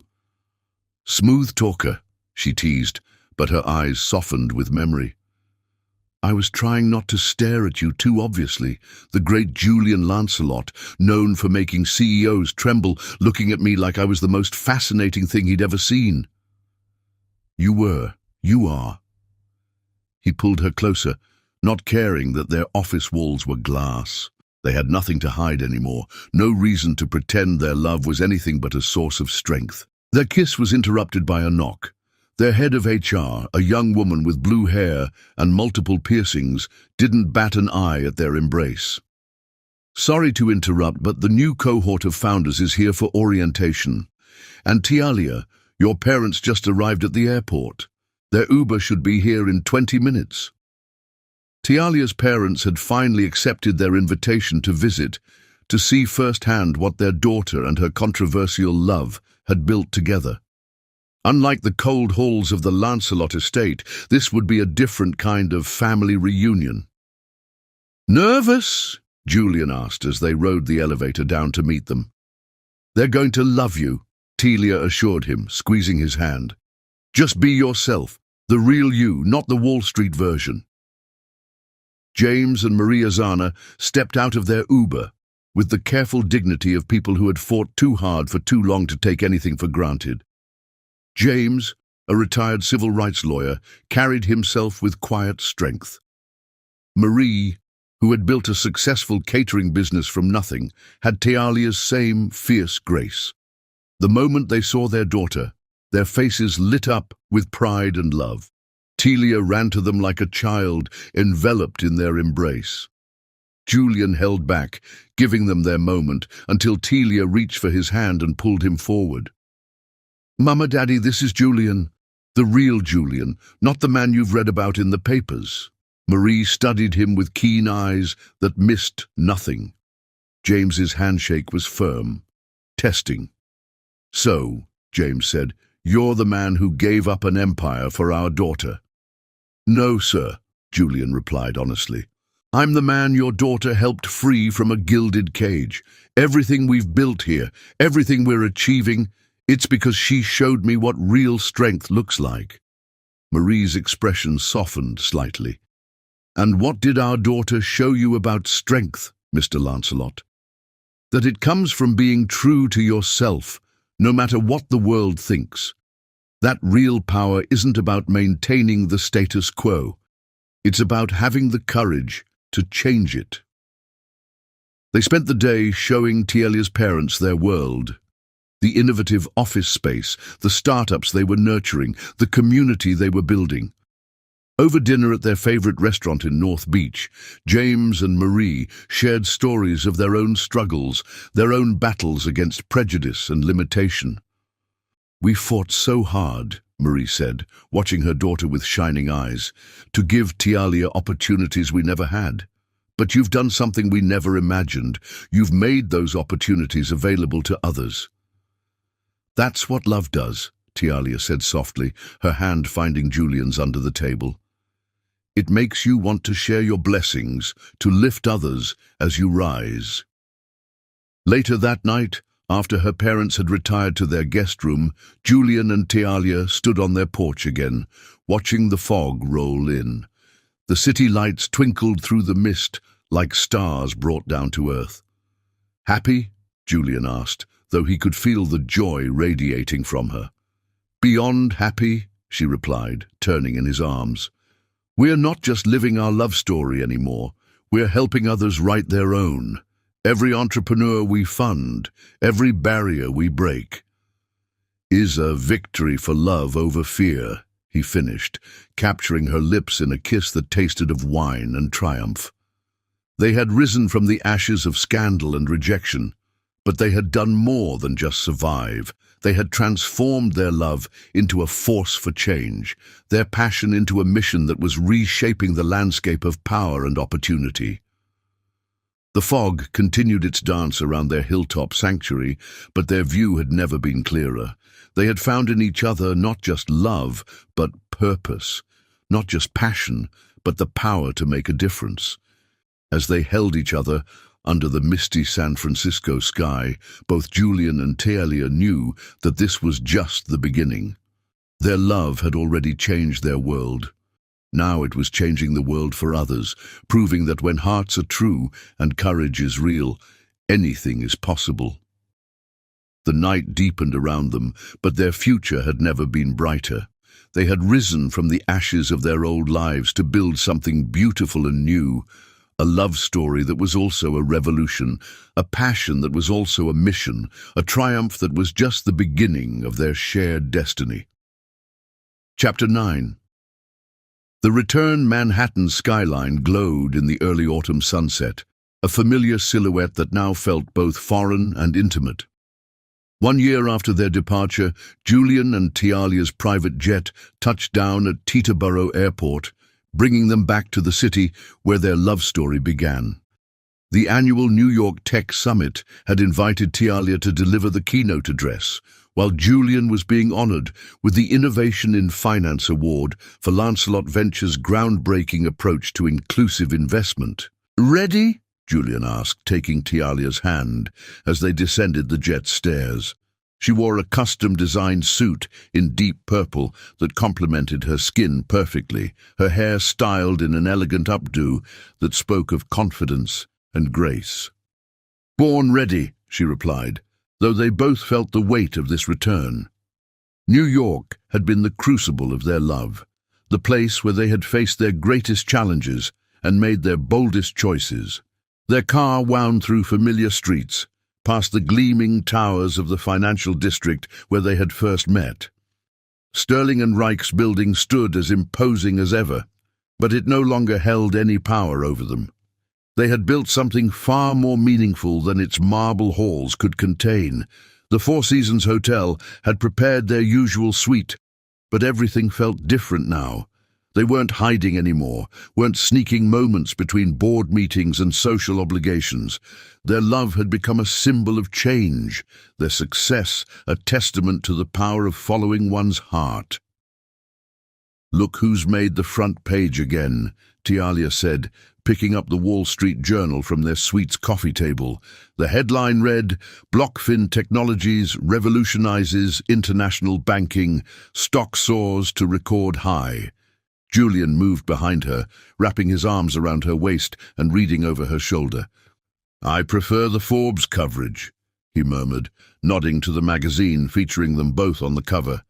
power couple reshaping Silicon Valley, how love conquered Wall Street. They had barely settled in when Julian's phone buzzed with a message that made him pause. "My mother," he said softly. "She wants to see us." Telia turned in his arms, studying his face. "Are you ready for that? With you beside me? I'm ready for anything." Elizabeth Lancelot had chosen the same private room at Le Bernardin where she had celebrated Julian's acceptance to Harvard 2 decades ago. She rose as they entered, her elegance unchanged, but her eyes holding a new warmth. "Julian," she breathed, embracing her son with uncharacteristic emotion. Then, to their surprise, she turned to Tialia and hugged her as well. "And Tialia, my dear, you look radiant."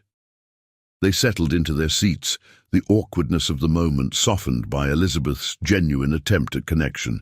"Your father," she began carefully, "is too proud to admit it, but he's been following your success. The work you're doing with minority-owned businesses, the changes you're making in the industry." "Has it changed his mind?" Julian asked, though he already knew the answer. "He's evolving," Elizabeth said diplomatically. "The success of Lancelot Ventures has made some of his old friends question their assumptions, and when the Financial Times named you both among the most influential people in global finance." "We didn't do it for recognition," Tialia said gently, "or to prove anyone wrong. We did it because it was right." Elizabeth studied them both, seeing perhaps for the first time the depth of what they shared. "I was wrong," she admitted quietly. "When all this began, I thought, but watching you both now, seeing what you've built together." Julian reached across the table to take his mother's hand. "Thank you," he said simply. The next day, the tech summit buzzed with anticipation. The grand ballroom of the Javits Center was packed with industry leaders, entrepreneurs, and media. As Tialia took the stage, Julian watched from the front row, his heart swelling with pride. "A year ago," she began, her voice carrying clear and strong, "I stood in a different room in this city, pitching a vision that many thought was impossible. I faced skepticism not just about my technology, but about who I was, who I loved, what I represented." The room was silent, captivated. Today, BlockFin's blockchain solution is processing over $1 trillion in international transactions. We've made banking more accessible to underserved communities across 6 continents. But more importantly, we've proven that innovation knows no color, that brilliance wears no particular face, that love. Her eyes found Julian's, and the connection between them was almost visible. That love, when it's real and true, can be the most powerful force for change in the world. The applause was thunderous. In the audience, Julian noticed several former Sterling and Reich partners, including Alexander Wade, who had recently been indicted by the SEC. Their eyes met briefly, but Julian felt no triumph, no desire for revenge. He had something far better than vindication. He had love, purpose, and success on his own terms. That evening, they attended the annual Lancelot family gala, not as prodigal son and controversial girlfriend, but as honored guests. The same society that had once shunned them now clamored for their attention, desperate to be associated with their success. Julian led Tialia onto the dance floor, holding her close as the orchestra played. She was stunning in a gown that seamlessly blended African prints with haute couture, a statement of cultural pride and elegant sophistication. "They're all staring," she murmured against his ear. "Let them," he replied, spinning her gracefully. "Let them see what real love looks like, what real success means." They moved together with practiced ease, their bodies in perfect sync. The whispers that followed them now were of admiration rather than scandal, of respect rather than judgment. As they danced, Julian caught sight of his father standing at the edge of the ballroom. Richard Lancelot III looked older, somehow diminished by the year's events. Their eyes met across the crowd, and for a moment something passed between them. Not quite forgiveness, but perhaps understanding. Later that night, they escaped to their old favorite spot, the rooftop garden of their former penthouse, now converted into a public space as part of Lancelot Ventures' community initiative. The city spread out before them, a tapestry of lights and possibilities. "Remember our first kiss?"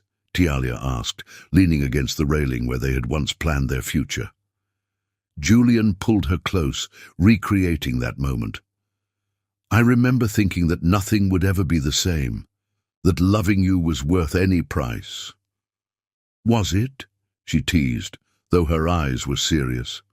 His answer was a kiss that held all the passion of their first embrace, all the certainty of their shared journey, all the promise of their future together. The night air was cool against their skin, carrying the familiar symphony of city sounds. Below them, Manhattan continued its eternal dance, but they had written their own rhythm, created their own melody of love and success. "We did it," Telia whispered against his lips. "We proved them all wrong." "We did more than that," Julian corrected softly. "We proved ourselves right. We showed that love doesn't just conquer all, it builds something better in its place." They stayed on that rooftop until dawn, remembering where they had been, celebrating where they were, dreaming of where they would go next. Their return to New York wasn't an ending. It was another beginning, another chapter in a love story that continued to inspire and transform. As the sun rose over Manhattan, painting the sky in shades of possibility, Julian and Tialia held each other close, their hearts beating in perfect sync. They had returned not as prodigal children seeking acceptance, but as architects of change, proving that when love is real and true, it doesn't just survive society's judgment, it rewrites society's rules. The city awakened around them, but they were lost in their own world, in the miracle of their love that had conquered prejudice, transcended boundaries, and built something beautiful and new from the ashes of convention. Their return was more than a triumph. It was a testament to the power of love to transform not just two hearts, but the very world itself. Chapter 10. Bridges and Barriers. The San Francisco Botanical Garden bloomed with a fusion of traditions. White roses intertwined with vibrant African dahlias, creating an atmosphere that celebrated both heritage and unity. The garden's redwood grove had been transformed into a wedding sanctuary where two worlds would finally become one. Tialia stood before a full-length mirror in the garden's historic building, now converted into a bridal suite. Her wedding dress was a masterpiece of cultural fusion, a traditional white gown overlaid with hand-sewn African lace patterns, each stitch telling a story of heritage and hope. Her mother, Marie, adjusted the train while fighting back tears. "Your grandmother would have loved this," Marie said softly, touching the beaded patterns that echoed designs from their ancestral homeland. "She always said love would break down the strongest barriers." Tialia turned to embrace her mother, careful not to wrinkle the gown. "I wish she could be here." "She is, baby, in every stitch, in every beat of your heart." A knock at the door announced the arrival of Elizabeth Lancelot. Julian's mother had thrown herself into the wedding preparations with surprising enthusiasm, perhaps trying to make up for past mistakes. "May I come in?" Elizabeth asked, her usual sophistication softened by genuine emotion. "Of course," Marie welcomed her, the two mothers having formed their own unexpected bond over the past months. Elizabeth carried a small blue velvet box. "Something borrowed," she said, opening it to reveal a stunning pair of diamond earrings. "They've been in the Lancelot family for 5 generations. My mother-in-law gave them to me on my wedding day, and now—" Her voice trailed off as Tialia hugged her impulsively. The gesture spoke volumes about how far they had come, how love had gradually eroded the barriers between their families. Meanwhile, in another part of the garden, Julian adjusted his custom tuxedo, designed to incorporate subtle African patterns in its silk lapels. His best man, surprisingly, was Michael Chen, the former skeptic turned staunch ally who'd helped them revolutionize venture capital. "Nervous?" Chen asked, handing Julian a glass of rare scotch. "Not about marrying Tialia," Julian replied honestly. "Just hoping everything goes smoothly between the families." Richard Lancelot III had finally agreed to attend, though his acceptance had come late and laden with unspoken tension. He hadn't spoken to Julian since their confrontation a year ago, but Elizabeth had worked tirelessly to broker peace. The garden filled with an eclectic mix of guests, tech entrepreneurs Julian and Tialia had funded, Wall Street power players who had chosen sides wisely, civil rights activists who saw their union as a symbol of progress, and family members from both sides trying to bridge centuries of cultural division. Traditional African drums began a rhythmic heartbeat as the ceremony approached.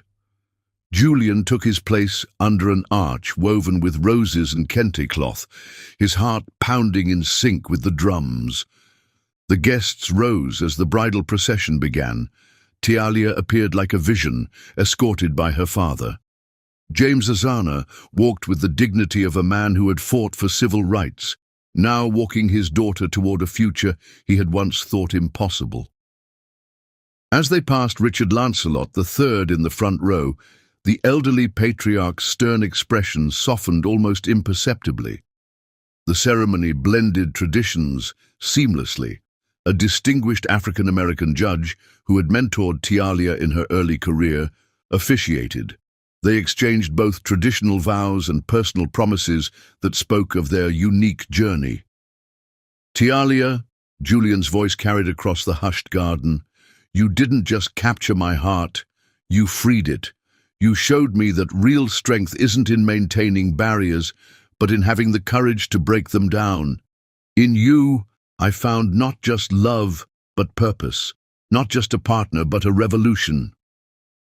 Tialia's vows were equally moving. "Julian, you proved that love isn't about fitting into someone else's story.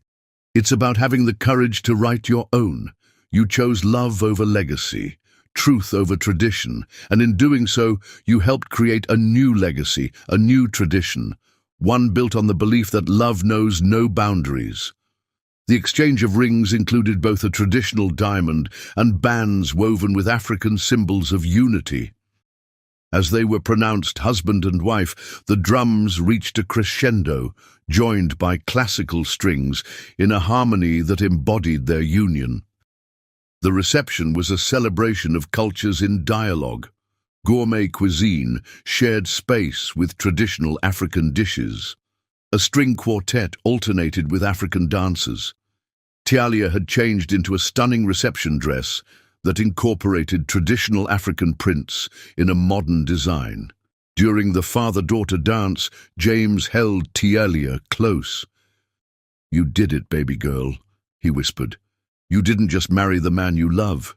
You changed the very world that tried to keep you apart." The moment everyone held their breath for came during the toasts. Richard Lancelot III rose slowly, commanding attention as he had done in boardrooms for decades. The garden fell silent.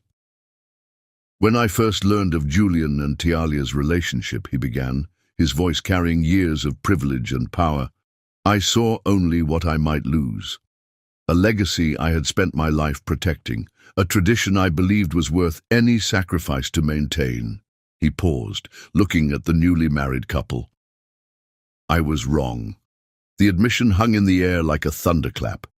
"In trying to preserve what I thought was important, I almost lost what truly mattered, my son's happiness. Tialia," he turned to his new daughter-in-law, "you have not only proven yourself exceptional in business and character, but you have made my son a better man than any inheritance could have." Tears flowed freely now, not just from the bride and groom, but from many guests who understood the significance of this moment. Julian, Richard continued. You showed me that real legacy isn't about maintaining the past. It's about building a better future. You and Tialia haven't just created a successful business, you've created hope. And for that, I am not just proud, I am grateful. The celebration continued into the night. Julian and Tialia shared their first dance to a song specially composed for them, blending classical arrangements with African rhythms. As they moved together under the stars, their guests formed a circle around them, bearing witness to a love that had transformed not just two lives, but an entire society's understanding of what was possible. Later, as the party continued, they stole away to a quiet corner of the garden. The fog was rolling in, creating a magical atmosphere among the illuminated trees. "Happy?" Julian asked, holding his wife close. "Beyond happy," Tialia replied, her eyes shining. "Look at what our love has done, Julian. Look at how many barriers have fallen, how many bridges have been built." He kissed her softly, tasting joy and promise. "And we're just getting started." They rejoined their guests, moving between the worlds they had brought together. Former Sterling and Reich partners chatted animatedly with tech entrepreneurs they would have dismissed a year ago. Julian's society friends discovered common ground with Tialia's activist colleagues. Everywhere, the boundaries between worlds were blurring, dissolving in the face of love's transformative power. As the evening drew to a close, glasses were raised one final time. The garden glowed with hundreds of lights, each representing a barrier broken, a bridge built, a heart open to new possibilities. Julian and Tialia stood together, their hands clasped, their hearts beating as one. They had done more than just get married. They had proven that love, when it's real and true, has the power to change the world. The fog continued its dance among the trees, but their path had never been clearer. They had built bridges where others saw only barriers, created unity where others feared division, and in doing so, they had written a new chapter in the story of love itself. Their wedding wasn't just a celebration of their union, it was a testament to the power of love to transform, to heal, to create something beautiful and new from the ashes of old prejudices and fears. As they left the garden that night hand in hand, they carried with them the knowledge that their love story would continue to inspire others to break down barriers, to build bridges, to believe in the possibility of love that knows no bounds. Chapter 11. Legacy. The private room at San Francisco General Hospital was filled with early morning light when Maya Lancelot Azana entered the world, her first cry a declaration of existence that brought tears to both her parents' eyes. Julian held his newborn daughter with trembling hands, marveling at her perfect features, a beautiful blend of both their heritages. "She's magnificent," he whispered, carefully placing Maya in Tialia's arms. "Just like her mother." Tialia touched their daughter's tiny fingers, counting them through tears of joy. Maya's skin was a gorgeous caramel, her hair a crown of dark curls. Her eyes, when they fluttered open, held hints of both Julian's grey and Tialia's deep brown. "She's the future we fought for," Tialia said softly, looking up at her husband.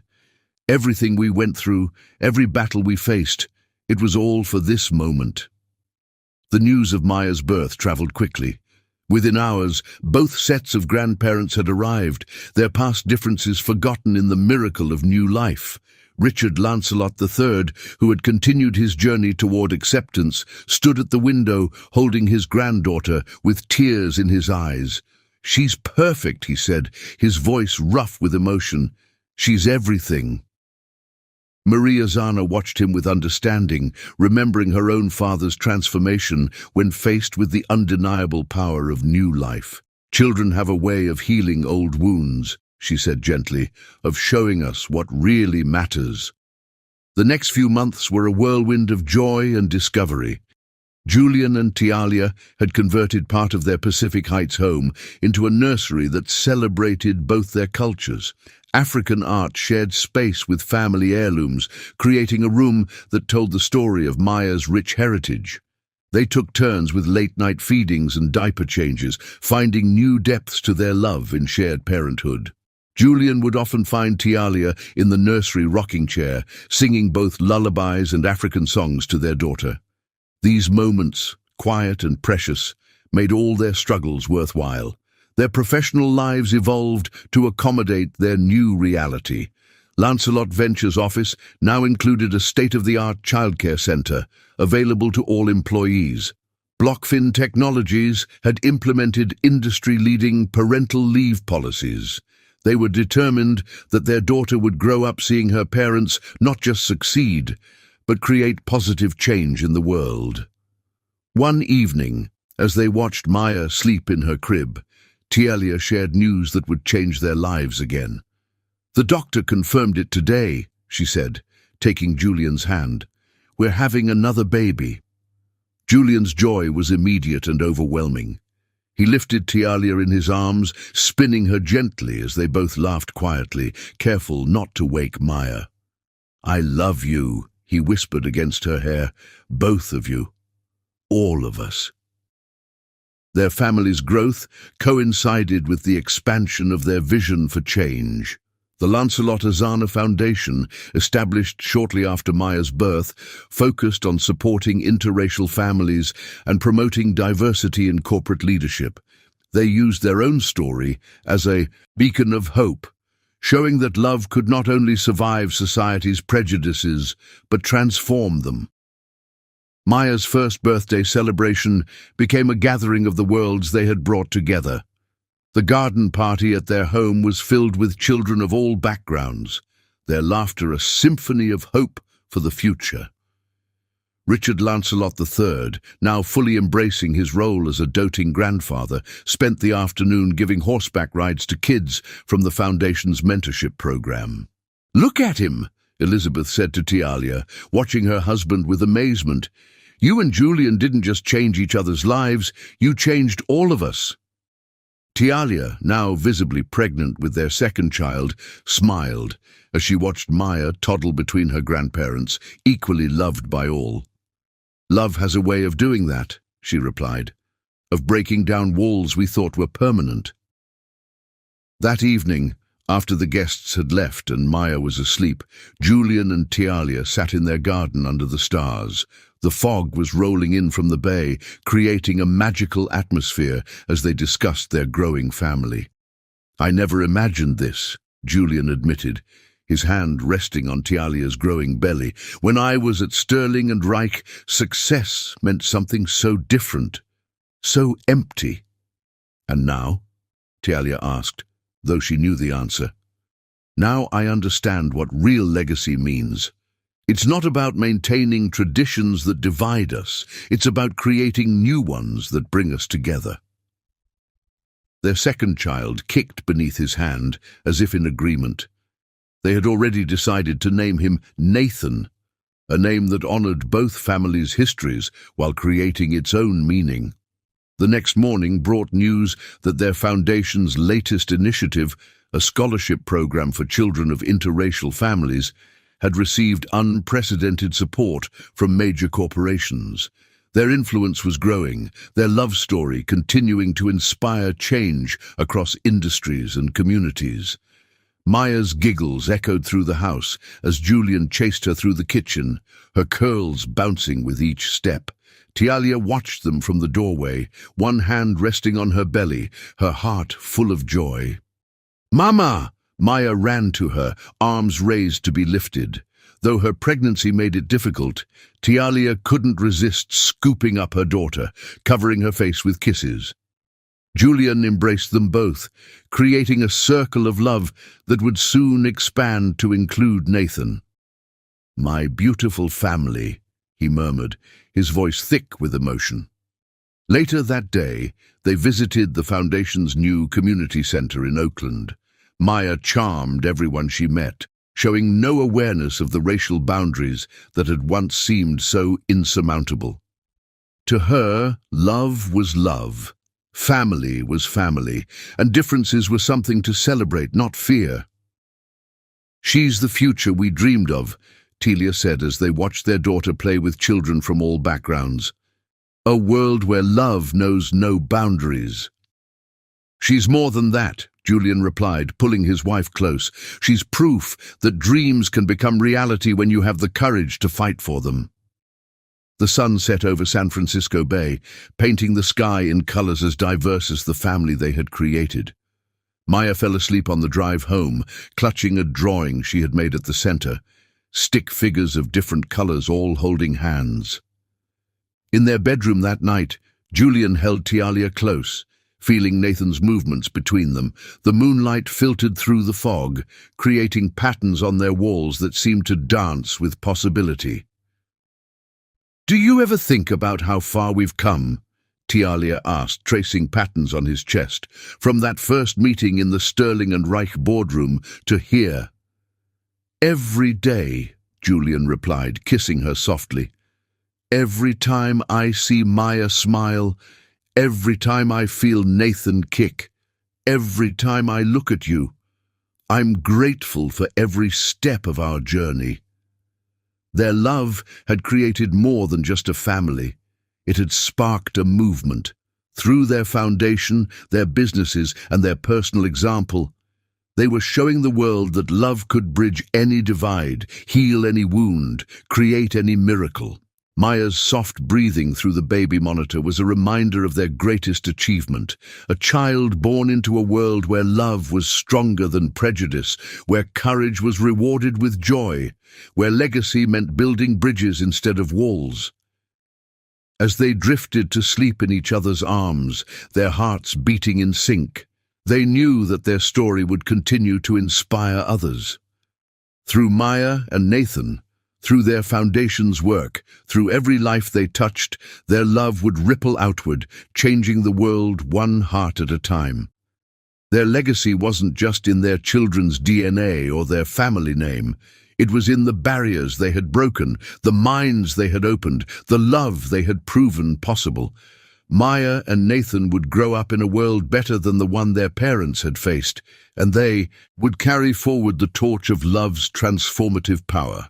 The fog continued its eternal dance outside their windows, but their path had never been clearer. They had created not just a family, but a future where love knew no bounds, where courage changed reality, where legacy meant leaving the world better than they found it. In the quiet of their room, surrounded by the love they had fought so hard to protect, Julian and Tialia held each other close, grateful for every step of their journey and excited for every moment yet to come. Their story had become more than just a romance.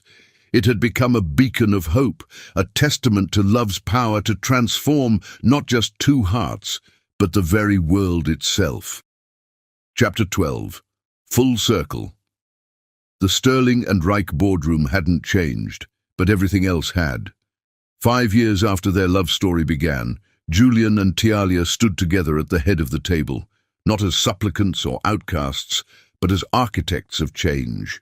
The morning light streamed through the floor-to-ceiling windows, illuminating a moment that would reshape the landscape of global finance forever.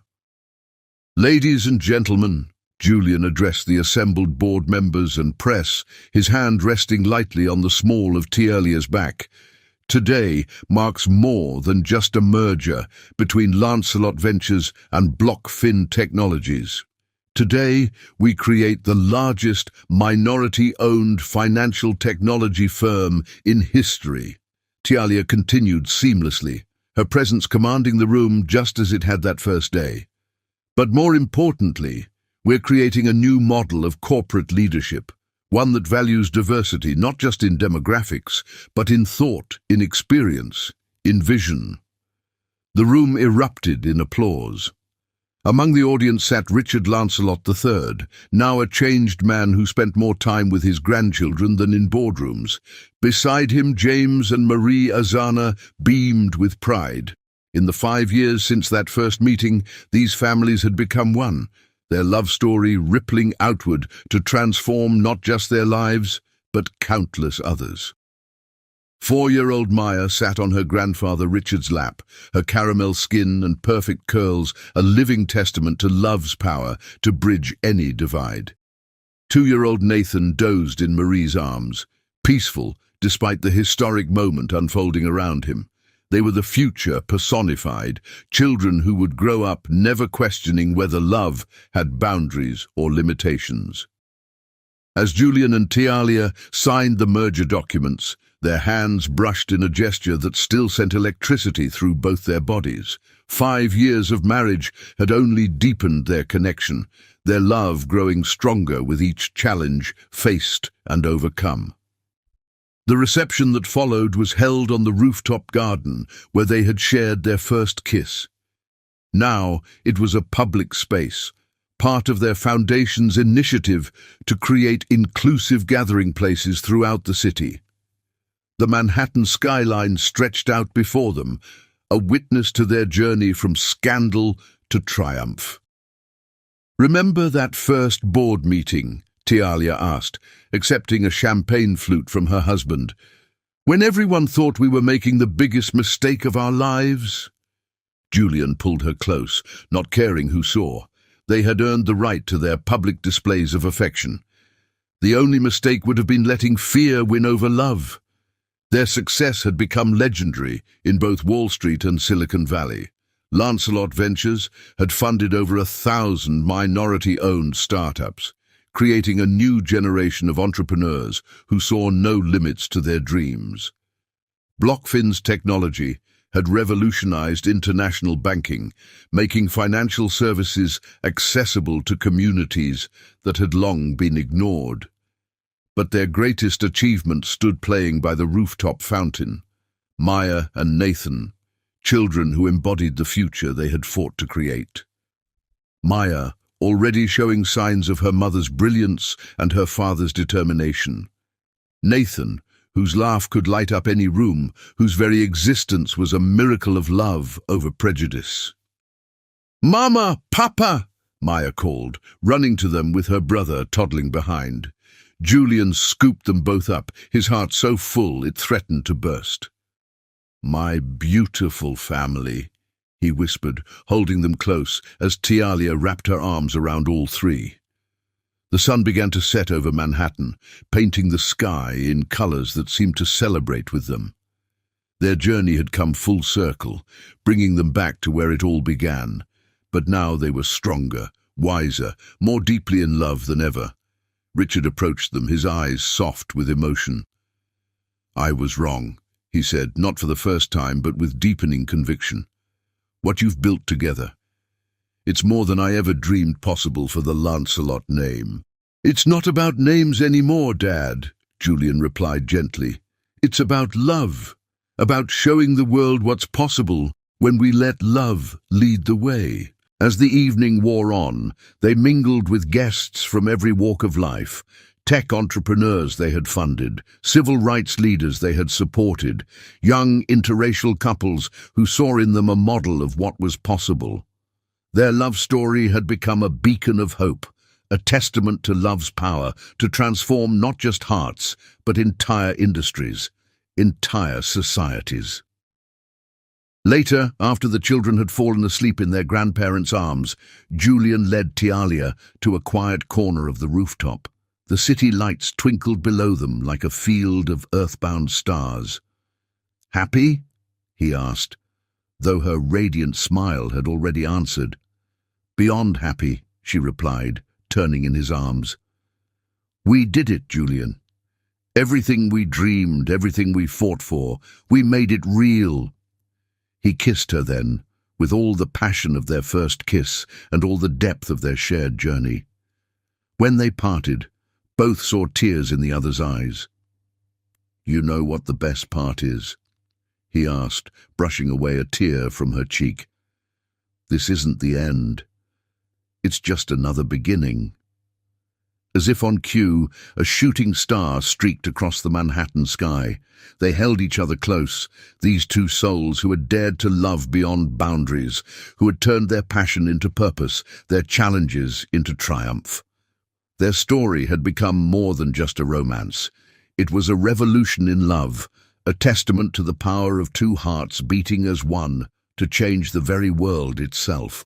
Through their children, their foundation, their businesses, and most importantly, their enduring love, they had written a new chapter in the human story.